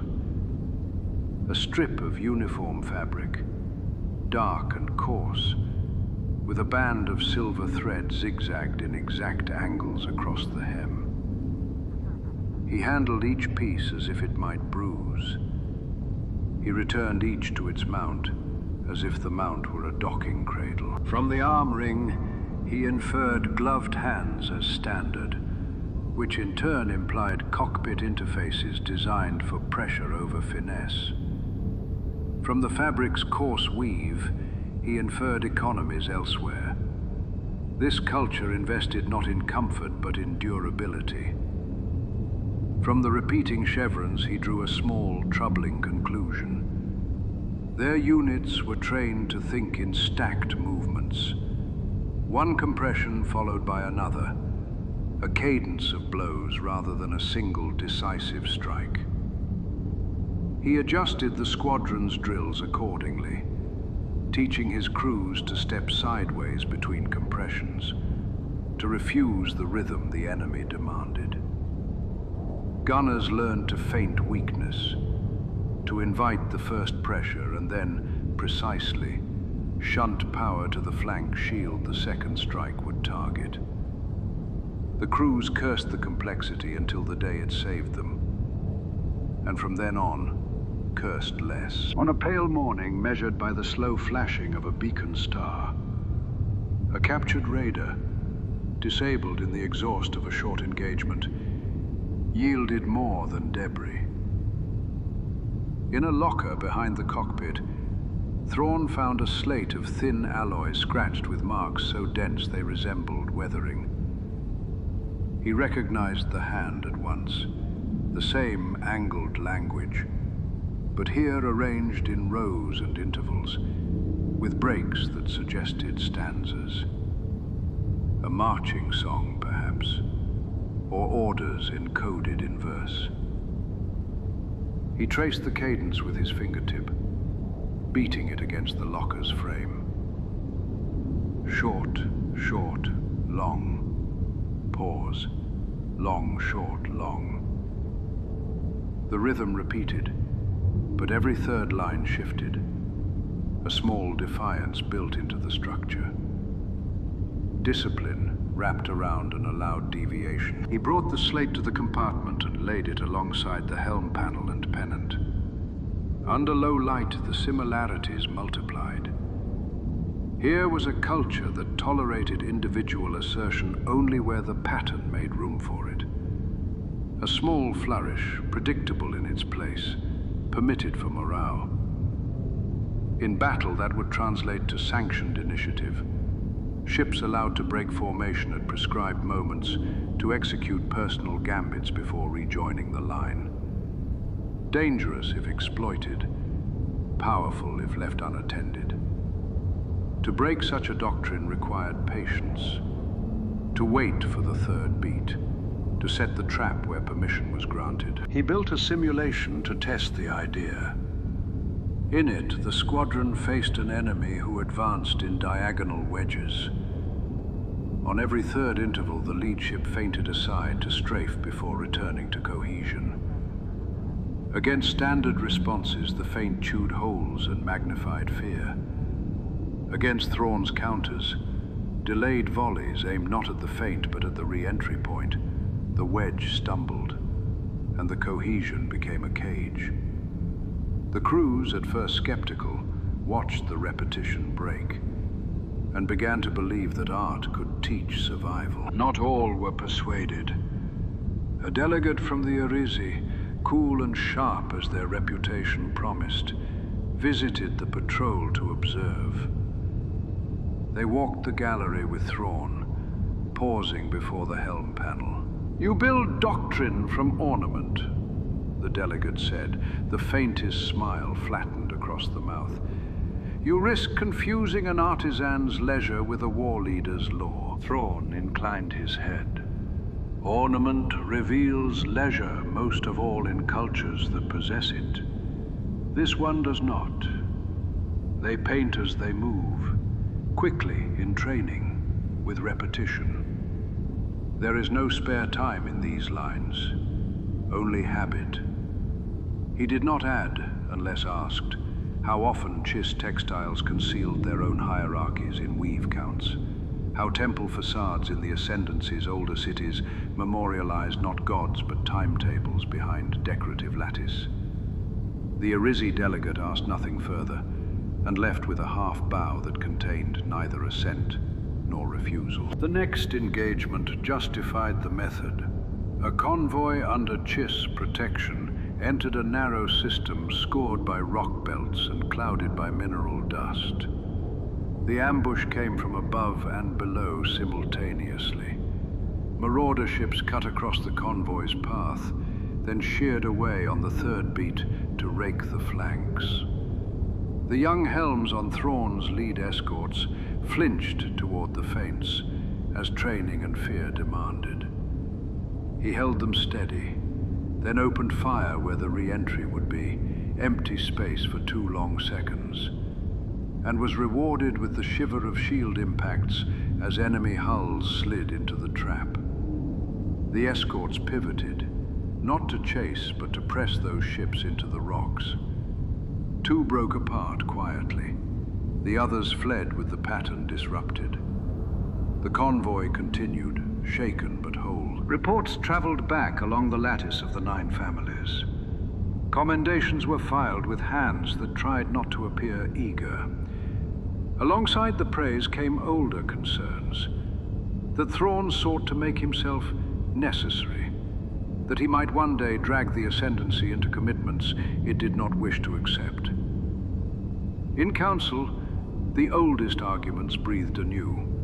Stability versus reach, opaqueness versus revelation. Through it all, the patrols continued because food and medicine had to arrive and outposts had to be supplied. Because however philosophical a debate, stars did not wait for conclusions. Between sorties, Thrawn returned to the gallery. He added a new piece. The cap from a coolant valve, dented in a pattern that repeated across multiple captured wrecks. A maintenance habit, a way of locking the cap with a mallet's decisive tap. Uniform even in small labors. He added a tooth from a drive gear, its alloy composition distinct enough to suggest a narrow resource base. He added a fragment of mirror from an officer's bunk, its surface sanded lightly to cut glare. The back of the mirror bore a child's scratched initials repeated a dozen times, each in the same stiff hand. Family allowed within barracks then, or barracks conceived as family.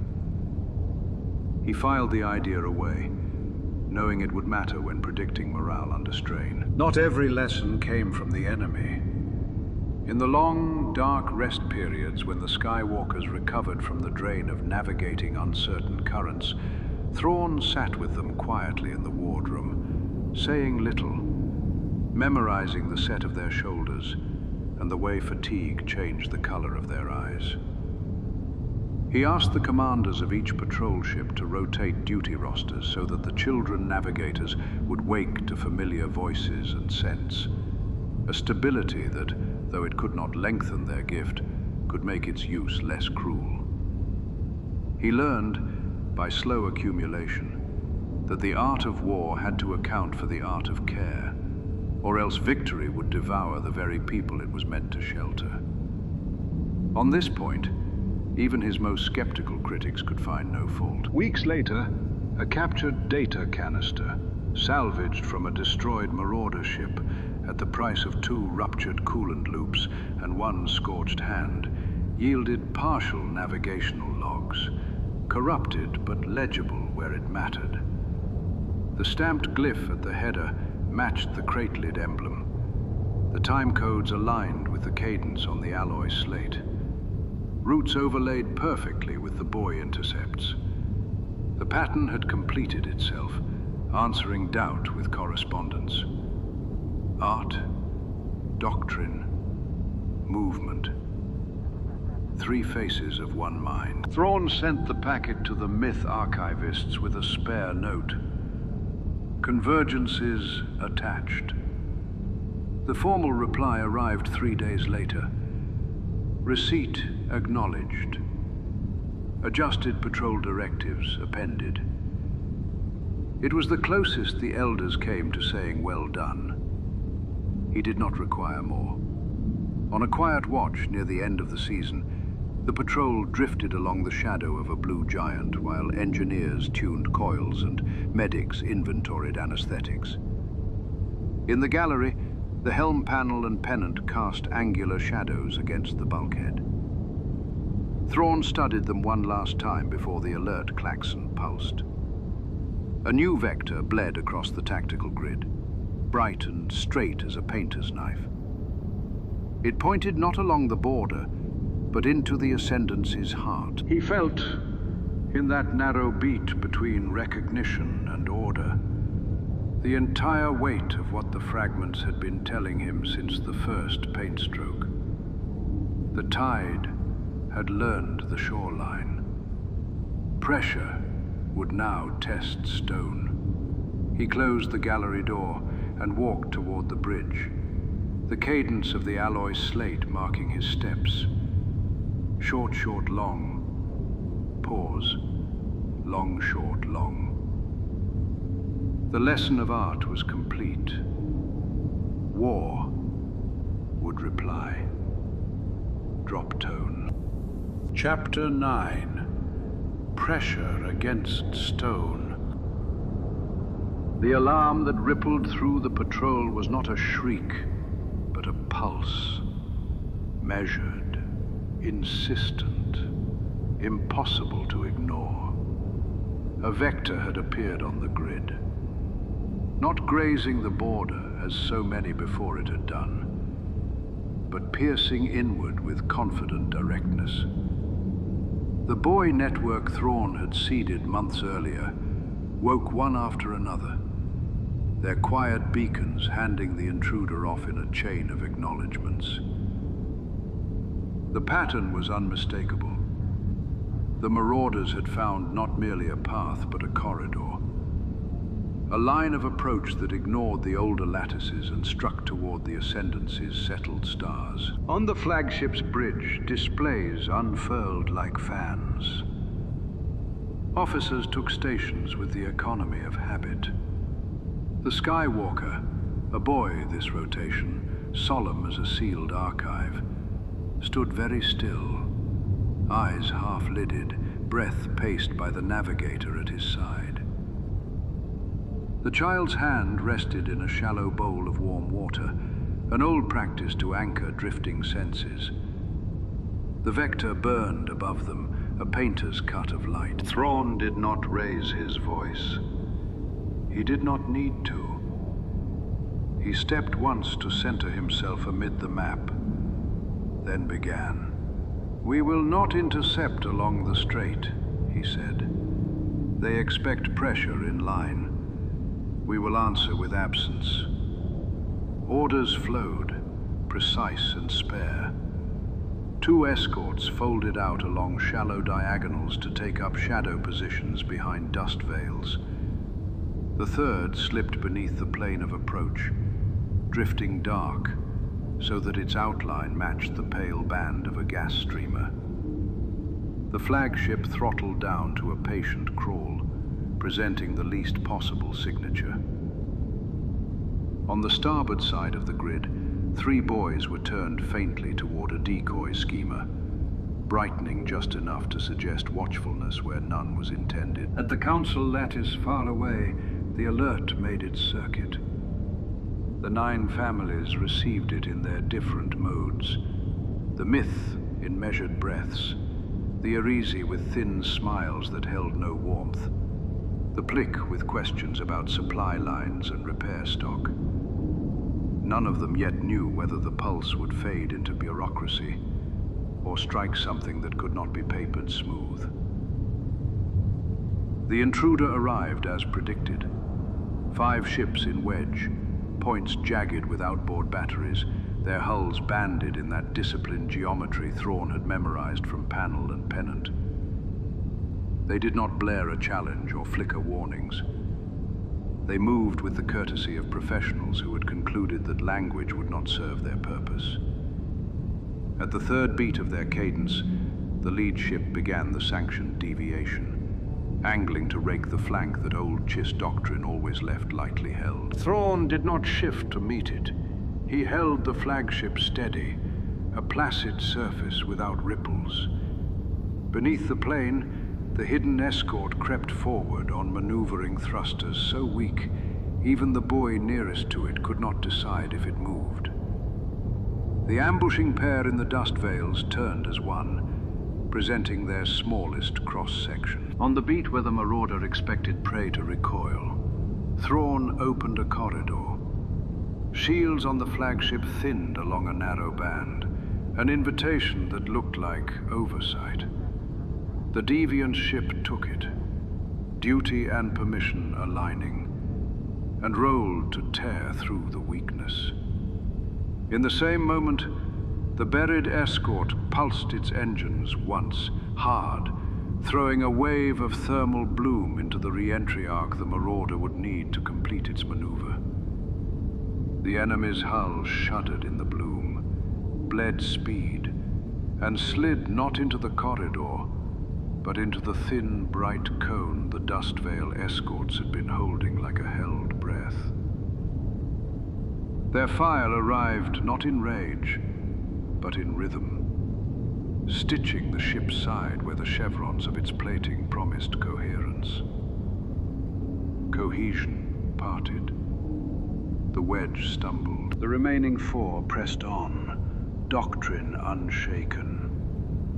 Pressure was their answer to friction. They tried to compress, short, short, long, pause, long, short, long, and were met each time by refusal to participate in their meter. One Chiss escort feinted panic, shuttering lights, then spun with a colder elegance than panic allows. The false distress lured a second marauder into an angle that left its ventral plating exposed to the flagship's guns.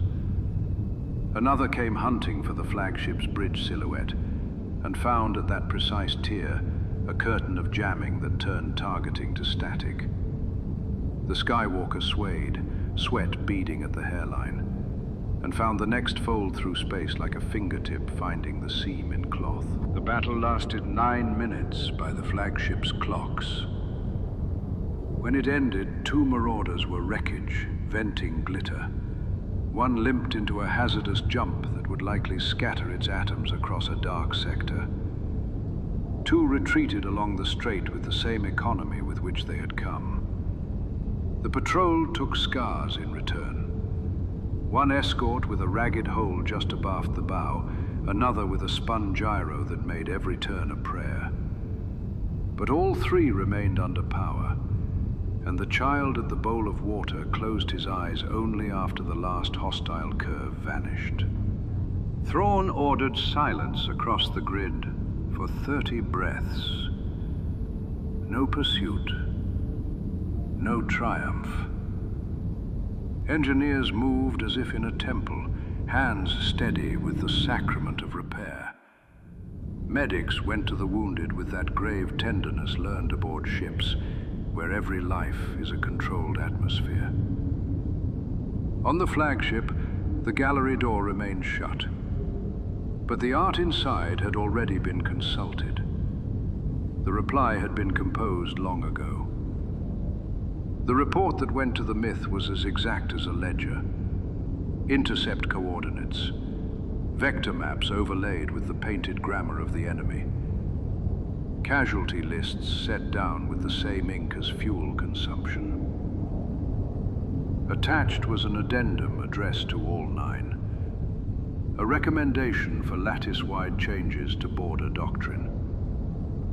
The enemy does not pursue conquest, the summary read. They seek permission. Each successful passage becomes precedent. Deny the third beat permission without closing the door completely. Comfort them with a corridor that is not there. Let them trip over the invitation. Responses arrived in due order. The Mitth'raw'nuruodo acknowledged receipt and pressed a quiet note of commendation into a sentence about resource allocation. The Irisi asked technical questions as if testing for vanity. The Plick requested the patrol's revised drill patterns. The Dasklo offered to contribute buoys from an oversupplied depot and, in a postscript, asked if the child navigator had recovered. Thrawn filed each with the same tidy attention. The enemy did not rest. A week later, a twin wedge appeared farther along the corridor, likely a test of whether the first encounter had been luck. The patrol met it with variation. This time the flagship showed no weakness at all. Instead, a decoy drone drifted just off the bow, broadcasting the same heat signature as a shield gap would have produced. The deviant ship bit at the Phantom and found itself hammered from 2 unseen quarters, the ambushers reversing thrusters to maintain position, as if pinned by a magnet no one else could feel. The marauders broke earlier, discipline strained by repetition denied. They fled, but not before a transmitter in their wake spilled partial orders, a cadence identical to the alloy slate stanza, now confirmed by radio. Doctrine had become audible. In the quiet between engagements, Thrawn walked the damaged escort's corridor with the chief engineer, a woman who had given 3 coils and 1 knee to the Ascendancy and had no patience for people who treated ships as abstractions. She listened to his request for a structural modification without nodding. "You want the bulkhead ribs here and here offset by half a span," she said, tapping the plans. "So enemy penetrators hitting at this angle will fracture uselessly into this cul-de-sac instead of sawing passage." He inclined his head. "And you'll need my crew to relearn how to move through that choke when the lights are gone." He agreed again. She spat into a cloth and signed the work order with her thumb. "Then teach my people the rhythm you taught the enemy. Ships are songs too." Word of the victories escaped the patrol despite the Myth's careful redaction. Supply officers talked. Skywalker minders traded scraps of conversation in wardrooms as they compared charges for stimulants and sedatives. In the academies, instructors who had once called Thrawn a clever anomaly began to fold his drills into the baseline. Along the border, captains who had scoffed at galleries and pigments now kept small boxes in their quarters, filled with bits of enemy metal they would study before sleep. Doctrine, once a sculpture in a museum, bent like reed grass in wind. With success came scrutiny. a delegation from the Erisi returned, this time with a companion from a minor family, eager to be seen near relevance. They stood in the gallery, gazing at the helm panel with the polite contempt of people who admire only what confirms them. "You have made a method," the Erisi observed. "Methods calcify. What happens when the enemy learns the fourth beat? And the fifth?" Thrawn's answer was as plain as breath. "Then we will change the song." Drop tone. The next incursion was not a wedge, but a crescent. Its horns meant to hook and hold. It came at dusk, ship time, when vision narrows, and the mind insists on dividing light from dark. The tactic was new, but the grammar of the movement betrayed its origin. The third beat permission, shifted to the curve, allowed a pair of ships to dart inward with sudden grace. Thrawn did not meet it with a countered beat. He turned the flagship about its own axis in a slow, stately roll, and presented armor to the horns, while the escorts lapped the crescent's rim in opposite directions, each shedding countermeasures that mimicked wounded drift. The horns bit, found only chaff. And in that moment of confusion, the flagship's gunners laced the crescent's midpoint with converging fire. The curve snapped. What remained fell away like a cut thread. Through it all, the Skywalkers carried the patrol along a knife's edge. Some days a child glimpsed a dozen safe seams. Other days the void offered only one, thin as a hair. Every successful fold required 2 hours of rest in a darkened room with low music, and a cup of broth that had to be brewed at the exact same temperature each time, or the child would refuse it. Thrawn standardized the ritual across the squadron. It cost nothing to be consistent, and consistency soothed gifts that could not be commanded. He kept, in his pocket, a small square of cloth torn from an old pennant, enemy weave against his palm, reminding himself that behind every doctrine stood bodies, breath, limits. The vector that had cut inward did not return a third time. It split into two, then branched again, shallow, nervous. The corridor the marauders had believed discovered proved a hall of mirrors. Whether they would abandon it or double their efforts was a question for the councils. Thrawn sent his answer quietly, attached to logistics. Encourage the illusion of permeability at the periphery. Deny interior corridors the satisfaction of repetition. Make indecision their climate. In the Ascendancy's winter halls, the elders read the line twice. Some saw wisdom, others saw risk dressed as aphorism. The myth filed it under guidance provisional, which was their way of setting a tool on the table without reaching for it. On the bridge, the pulse of alarm faded to the hum of maintenance. Welders stitched light along torn seams. In the gallery, the helm panel's angles looked almost gentle in the low glow. Thrawn stood between artifacts and star maps and measured silence, not as weapon, not as shield, but as the space into which the next necessary thought would arrive. Chapter 10. The Weight of Councils. The battles along the border did not remain whispers forever. Victories and losses alike traveled the lattice of the Ascendancy, carried in reports that could not be contained by careful phrasing. Ships had been destroyed. Survivors had returned with stories of strange markings and unfamiliar tactics, and patrols commanded by Mitth'raw'nuruodo had repelled attacks more than once. Such things demanded attention, and attention meant councils. The Ascendancy's chambers of deliberation were unlike the war rooms of other civilizations. No raised voices rang out, no fists struck polished tables. Power was exercised in quiet tones, in pauses that extended like shadow across the floor, in the refusal to reply until silence itself became an answer. The 9 ruling families assembled within a hall shaped like a perfect oval, its ceiling arching high and dark, so that every sound seemed smaller than it was.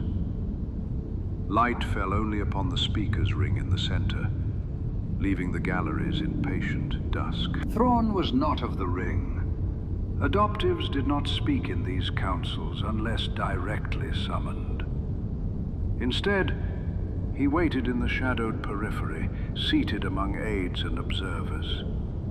His presence was tolerated because his reports had become necessary, though not all families approved of his rising name. He sat straight, hands folded, eyes calm, watching the currents of silence swirl like invisible tides. The myth spoke first, their tone even. They presented the facts of the patrols. Marauder incursions had increased in number, their discipline confirmed, their doctrine observable. Mitth'raw'nuruodo's recommendations had preserved convoys and held the line. Then the Arisi answered, voice like cold glass. Yes, the raids were troubling, but to elevate them into existential danger was to exaggerate. The Ascendancy had weathered countless marauder threats. To overcommit now risked drawing attention outward, wasting resources better held in reserve. The Plick pressed the matter of supply, their practical concern. Shipyards could not accelerate production without destabilizing the balance of resources. More patrols meant more strain. The Dasklo counseled mediation, proposing that a single corridor be conceded, quietly, to draw the marauders' attention away from the core. The Sabosan warned of legal precedent. To permit one family to act boldly might encourage others to seize powers not theirs by right. The debate unspooled in silken threads, long and delicate. Each pause laden with meanings only those born to the 9 could pass. In the gallery, Thrawn listened as he always did, observing not only the words but the absences. The Arisi delegate leaned more heavily on certain phrases, testing for weakness. The myth allowed silence after each of their statements, inviting the others to fill the void and thus reveal themselves. The Dasklo interrupted themselves, feigning hesitation so that concessions seemed generous.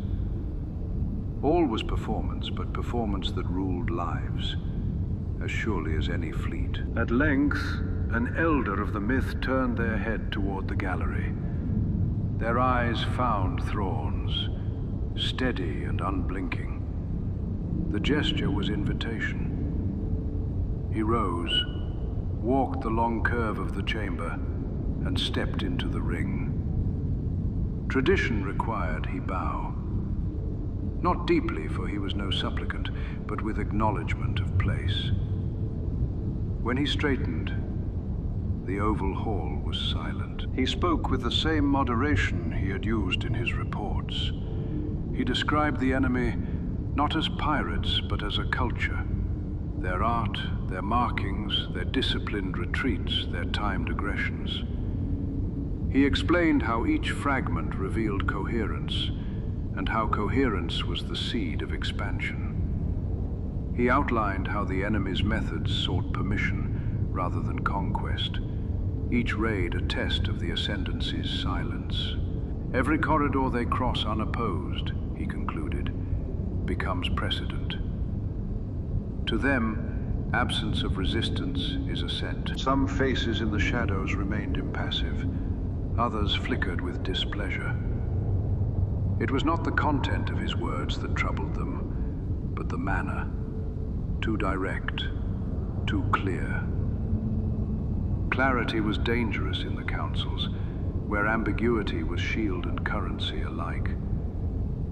Yet others listened intently, reminded of how often his predictions had already been borne out. The Arisi delegate finally leaned forward, voice as smooth as frozen water. You speak as though you know the hearts of strangers from scraps of paint and cloth. Perhaps you are right, or perhaps you weave stories into patterns where none exist. To risk fleets on interpretation is to gamble the Ascendancy's future on imagination. Thrawn did not flinch. Interpretation is the reading of patterns already written, he replied. The enemy's art is not invention. It is confession. The words hung like a blade in the air. The silence that followed was long, longer than most. Finally, the Myth Elder closed the discussion with the faintest incline of the head. The session adjourned, unresolved, as most were. No decree was issued, no grand strategy approved. Only more observation, more waiting. Outside the chamber, in the muted light of the corridor, a younger officer intercepted him. The man's face bore both admiration and worry. You spoke boldly, he said. Too boldly. Some families will not forget. Thrawn inclined his head in acknowledgement. He understood. To stand in the ring was to attract shadows. Yet he also understood that silence alone would not halt the tide gathering beyond the border. The weeks that followed saw little change in council policy. Patrols continued, but reinforcements were not committed. Requests for additional resources stalled in layers of deliberation. Yet the marauders did not pause. Each month brought new reports. Convoys ambushed, stations stripped, corridors tested. The pattern thickened. Among the crews, however, faith in Thrawn deepened. They had seen his methods preserve lives.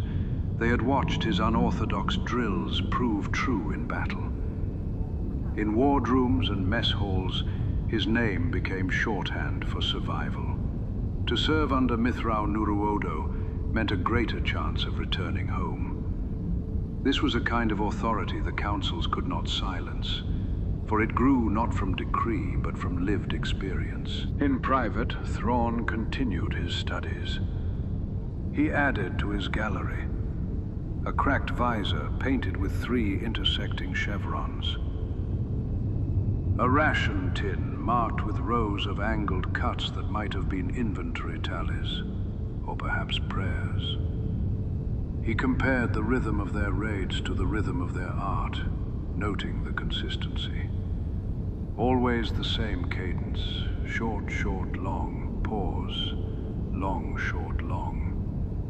Discipline reinforced by culture, culture reinforced by discipline. To break such a cycle would require not only force, but understanding. One evening, while reviewing reports, he considered the Chiss themselves.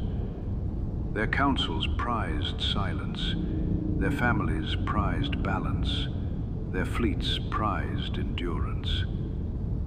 Each value was strength, yet each also bound them in chains. He wondered, quietly without writing, that perhaps the Ascendancy's greatest danger was not the marauders at the border, but their own reluctance to act until silence itself betrayed them. The shadows on the border lengthened. The councils debated. And Thrawn prepared, patient but certain, that the tide would not wait for permission. Chapter 11. The Tide That Breaks. The warnings that crossed the lattice in that hard season no longer arrived as solitary sparks. They came braided, convoy losses aligned with listening posts gone dark, with relays that hiccuped at precise intervals, as if someone were tapping the Ascendancy's nerves to measure reflex. In the shipyards, welders worked without anecdote. In academies, cadets drilled to metronomes set a heartbeat faster than tradition preferred. The 9 families read and deliberated and delayed.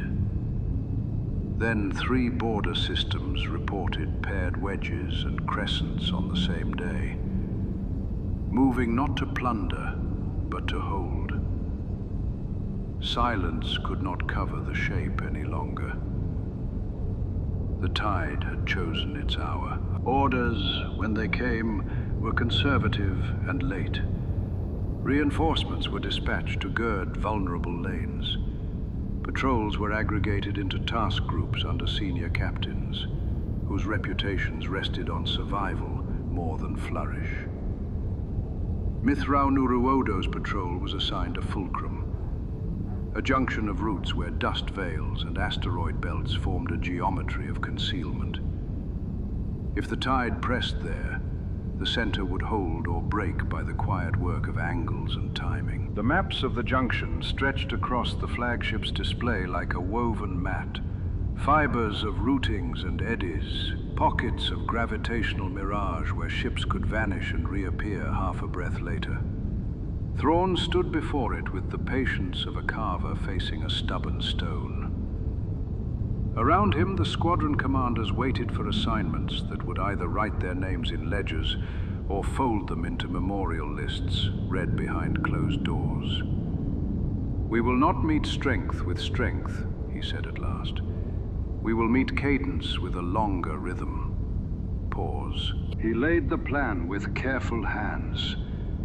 The enemy favored permission granted on the 3rd beat. Therefore, the patrol would present 3 styles of permission. A feigned weakness in the dust, a corridor apparently left ungarrisoned through an ice ring, a set of buoys arranged to suggest slow reaction from the interior. Each invitation would be a mouth that closed only after the swallow. The task groups would not attempt a decisive encirclement. They would exploit exhaustion, bend, then stiffen, then bend, compelling the crescent and wedge formations to spend themselves against hollows that were not quite empty. An engineer's map replaced the strategic one. Bulkheads to be stiffened with offset ribs.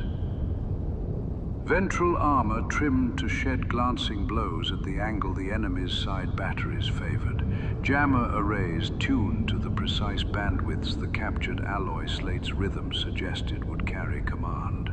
Gunners drilled to delay fire by fractions beyond comfort.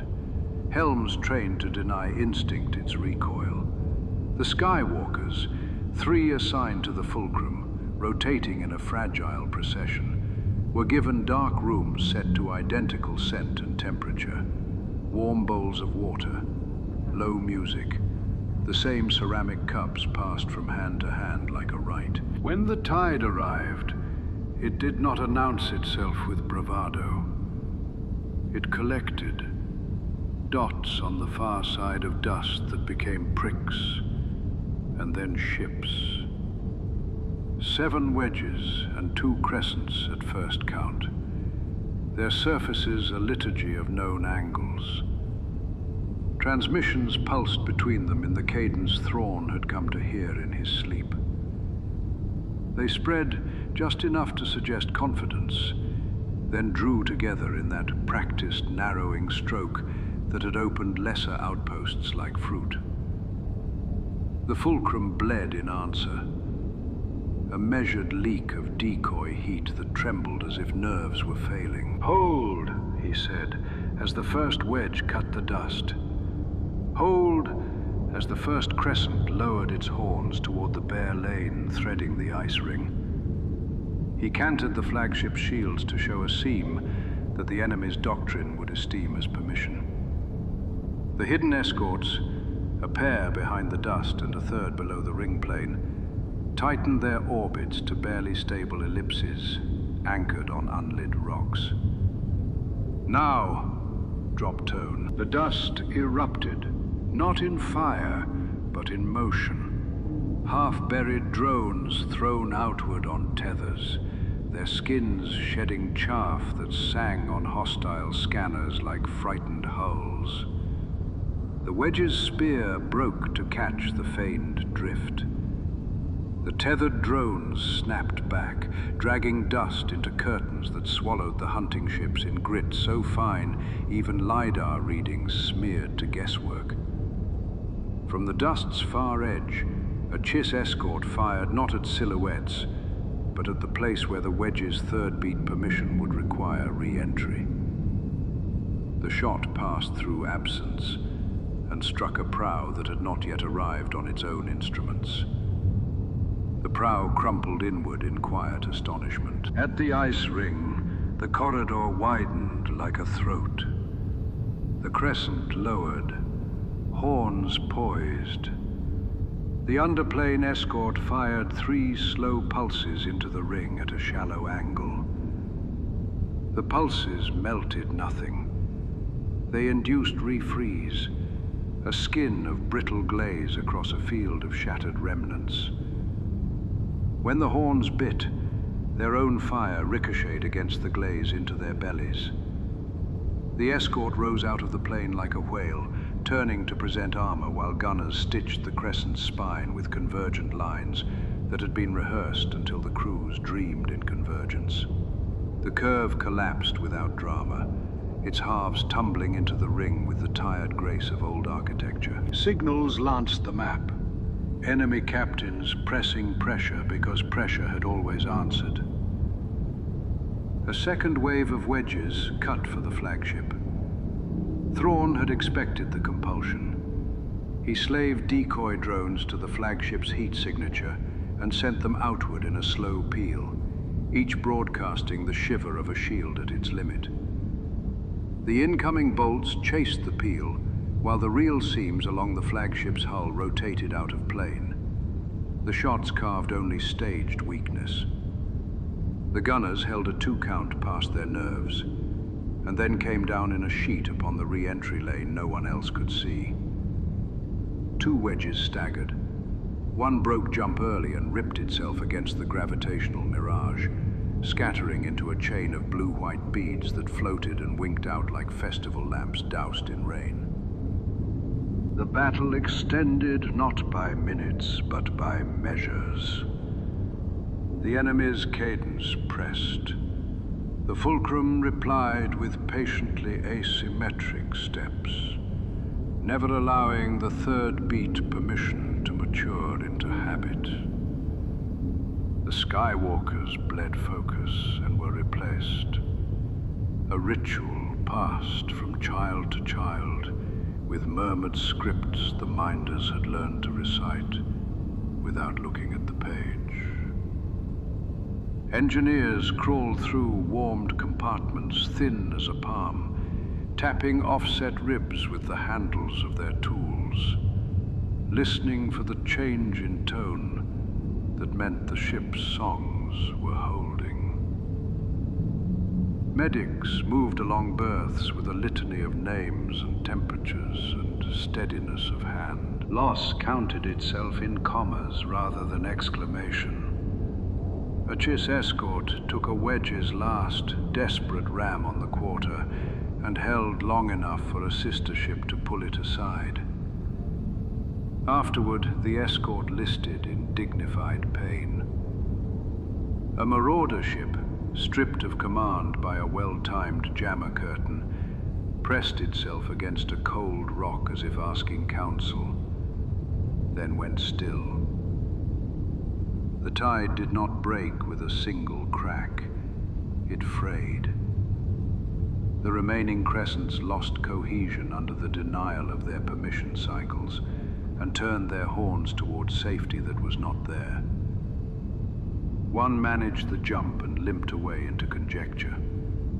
Another tried to run the dust and struck a tether, rolling against it like a harpooned beast until gunners trimmed its motion to surrender. Across the lattice, the Ascendancy read the live telemetry with the reverence of people watching a craftsman at work, who may or may not be permitted to continue working. The myth elders exchanged glances, measured in syllables of old songs. The Irisi did not smile. The Sabosan noted in a sideband that procedural commendations would be prepared, pending determination of whether precedent had been violated or established. The Plick, practical to the marrow, asked how many coils would be consumed, restoring the punctured escort to its designed hum. Thrawn did not wait for permission to finish the saving of what could be saved. He ordered the buoy network to pulse an old signal, once used to warn of solar storms, a rhythm unrelated to the enemies. But he set the pulse to coincide with the moments when marauder captains, by their own doctrine, were allowed sanctioned initiative. The pulse whispered uncertainty into those seconds, colonizing doubt. A wedge that might have broken free quavered instead, looking for orders that did not arrive. An escort folded across its path and cut its engines with a sweep that seemed more courtesy than violence. Tugs crept out from behind rocks, long enough to haul the crippled Chiss hulls toward the quiet of the inner lanes. By the 9th measure, the field had settled. The fulcrum held. 2 enemy crescents and 3 wedges burned or lay inert. 2 had fled. 2 were caught against custodial gravity. Chiss losses numbered 1 escort beyond useful repair, another that would require months in dry dock, and a scattering of wounds that would bleed memory for years. The Skywalker children slept in a row, cups still warm beside small hands. Pause. The report that left the flagship compressed victory into neutral nouns. It recommended not triumph, but chore. Standardize offset rib bulkhead across patrol-class escorts. Amend gunnery doctrine to include delayed enfilade at predicted re-entry lanes. Institute Skywalker care protocols squadron-wide. See attached regimen. It added a single line for the 9, unornamented. The enemy's cadence can be broken, but only where patience is trained and supplied. The councils responded with the theater their stations required. Commendations were drafted and then softened. Resources were approved and then encumbered with inventories. The myth spoke in their measured music of stability maintained. The Irisi praised the preservation of assets without embracing the method. The Dasklo proposed a commission to study art as intelligence. The Sabosan wrote that legal frameworks might need to be updated to account for unconventional readings of culture in war. The Plick sent coils. In the ships, no theater was necessary. Crews in mess halls measured the victory by empty beds and full ones. Engineers measured it by the absence of groans in the ribs they had set askew. Gunners measured it in the exactness with which delayed fire had found what it could not see. The Skywalker minders measured it by how quickly a child's breath returned to an even time. In the gallery, amid panels and pennants and a dented coolant cap, the angles on the painted helm seemed less menacing and more honest. They had proclaimed discipline and had not lied. They had been read and answered, not by louder lines, but by a longer sentence in a different grammar. Thrawn did not stand to savor it. He adjusted the placement of the arm ring by a finger's width, so that its studs caught the same light they would have known under a barracks lamp. Then he turned off the room and walked the ruined corridors of the dying escort, memorizing the places where doctrine ended and bodies began. The tide had broken, but water remembers. It would return by other channels with other rhythms. The Ascendancy, having felt the weight at last, would shift to bear it, slowly, with reluctance, with grace. Within that slowness lay both safety and peril. For victories earned without proclamation can be taken without thanks, and methods that save can be judged for the shadows they cast. In the silence, after repair crews laid down their tools, a courier brought a sealed memorandum from the myth. Its language was pale and precise. It spoke of deep appreciation and of concern in equal parts. It asked for patience in future councils and for additional reports in precisely the format already provided. And at the end, in a line that acknowledged neither triumph nor warning, it requested Mitth'raw'nuruodo's presence at a private session concerning future deployments beyond customary borders.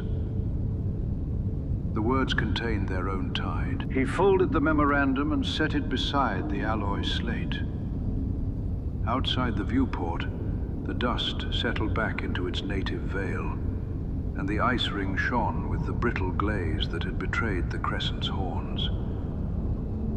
The fulcrum held. The corridors inward were quiet, for the moment. Chapter 12, The Patient Return. The memorandum that reached Thrawn in the aftermath of the Fulcrum battle had been written in the formal cadence of the myth.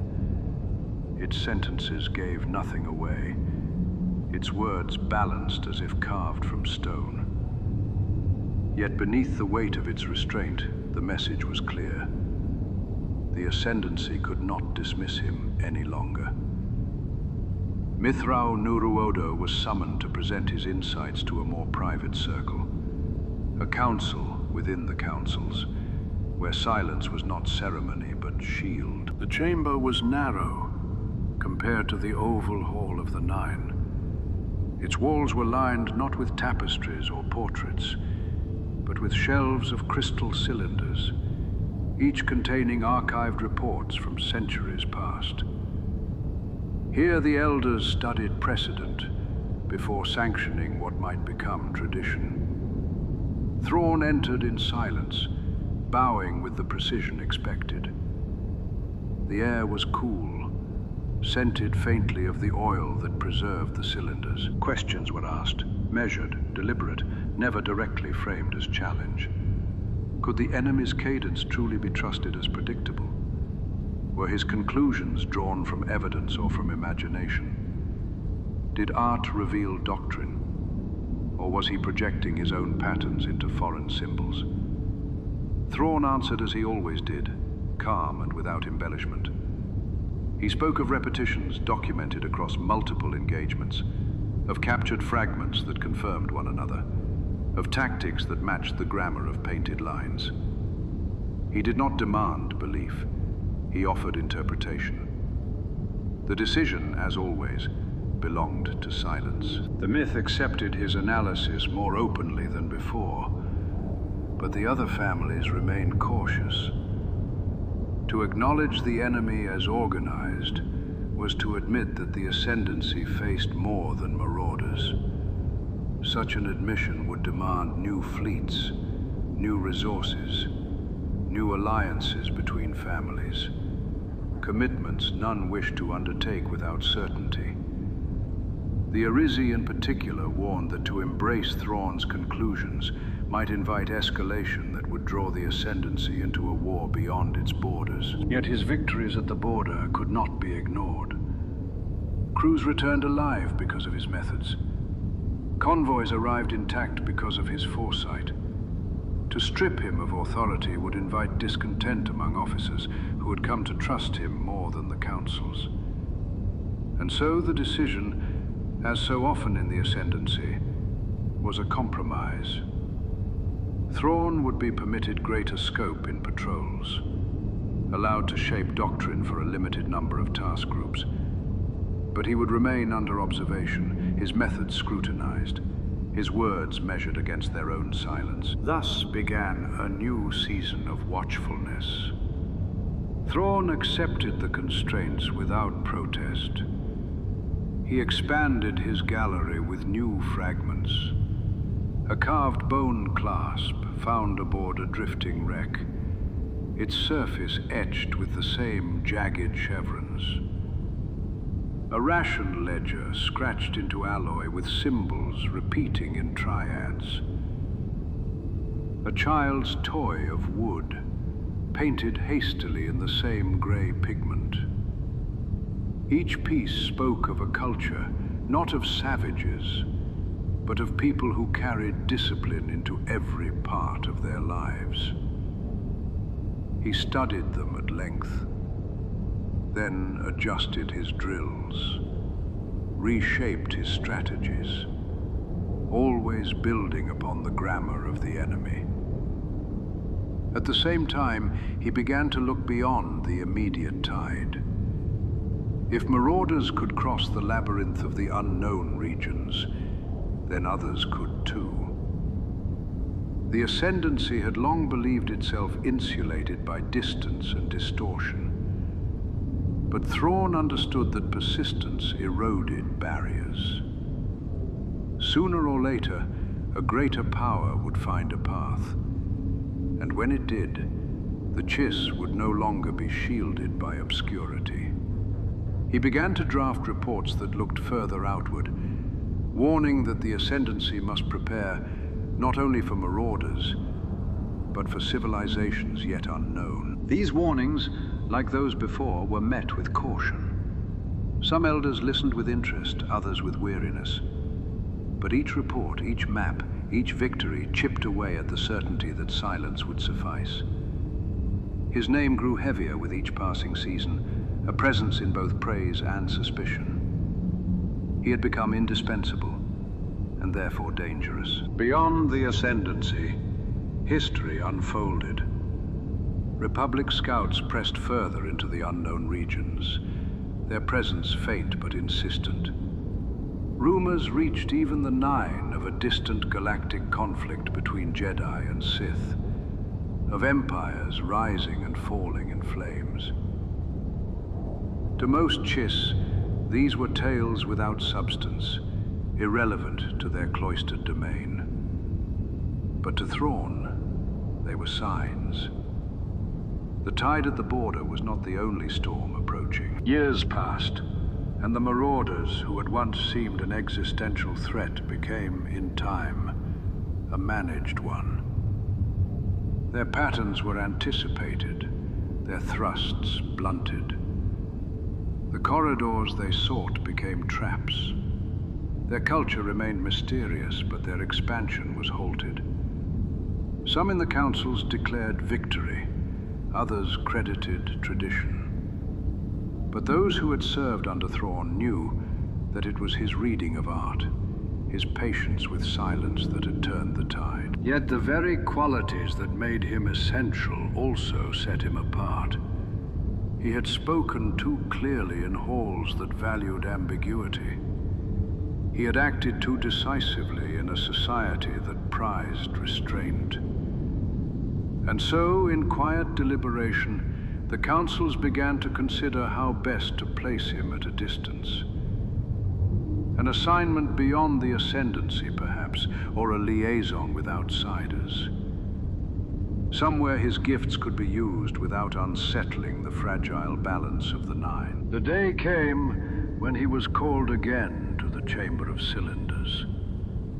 This time the words were gentler, the pauses longer, but the meaning was unmistakable. His service was honored, his insights were valued. But the Ascendancy must remain cautious, must not become dependent upon one man's vision. There were assignments, distant, unusual, that might suit his talents. He was asked, not commanded, to consider them. Mitth'raw'nuruodo bowed, his expression composed, his red eyes calm. He understood. In the Ascendancy, exile was rarely spoken aloud, but often practiced in softer forms. Distance disguised as opportunity, removal disguised as honor. Yet he did not resist, for he had already seen further than they could imagine. Beyond the borders of the Ascendancy lay greater powers, greater dangers, and greater possibilities. To meet them, he would need to step away from the silence of the Nine. Thus began the patient return. He left the Ascendancy as an adoptive, a commander, a strategist whose methods unsettled as much as they preserved. He would travel outward, into regions where the Republic's banners still flew, where the Empire's rise would soon shake the galaxy. He would carry with him the lessons of Rentor, of the myth, of the painted angles of marauder ships. He would carry silence as a weapon, art as a map, patience as a shield. And when the galaxy came to know him, it would not be as Thrawn of Rentor, nor even as Mitth'raw'nuruodo of the Nine. It would know him by the shorter name, sharp and precise, that had already become legend. Thrawn. And though the councils of the Ascendancy would speak little of him in years to come, though his exile would be framed as opportunity, they would remember the tide that had broken, the fulcrum that had held, and the man who had read war from fragments of art.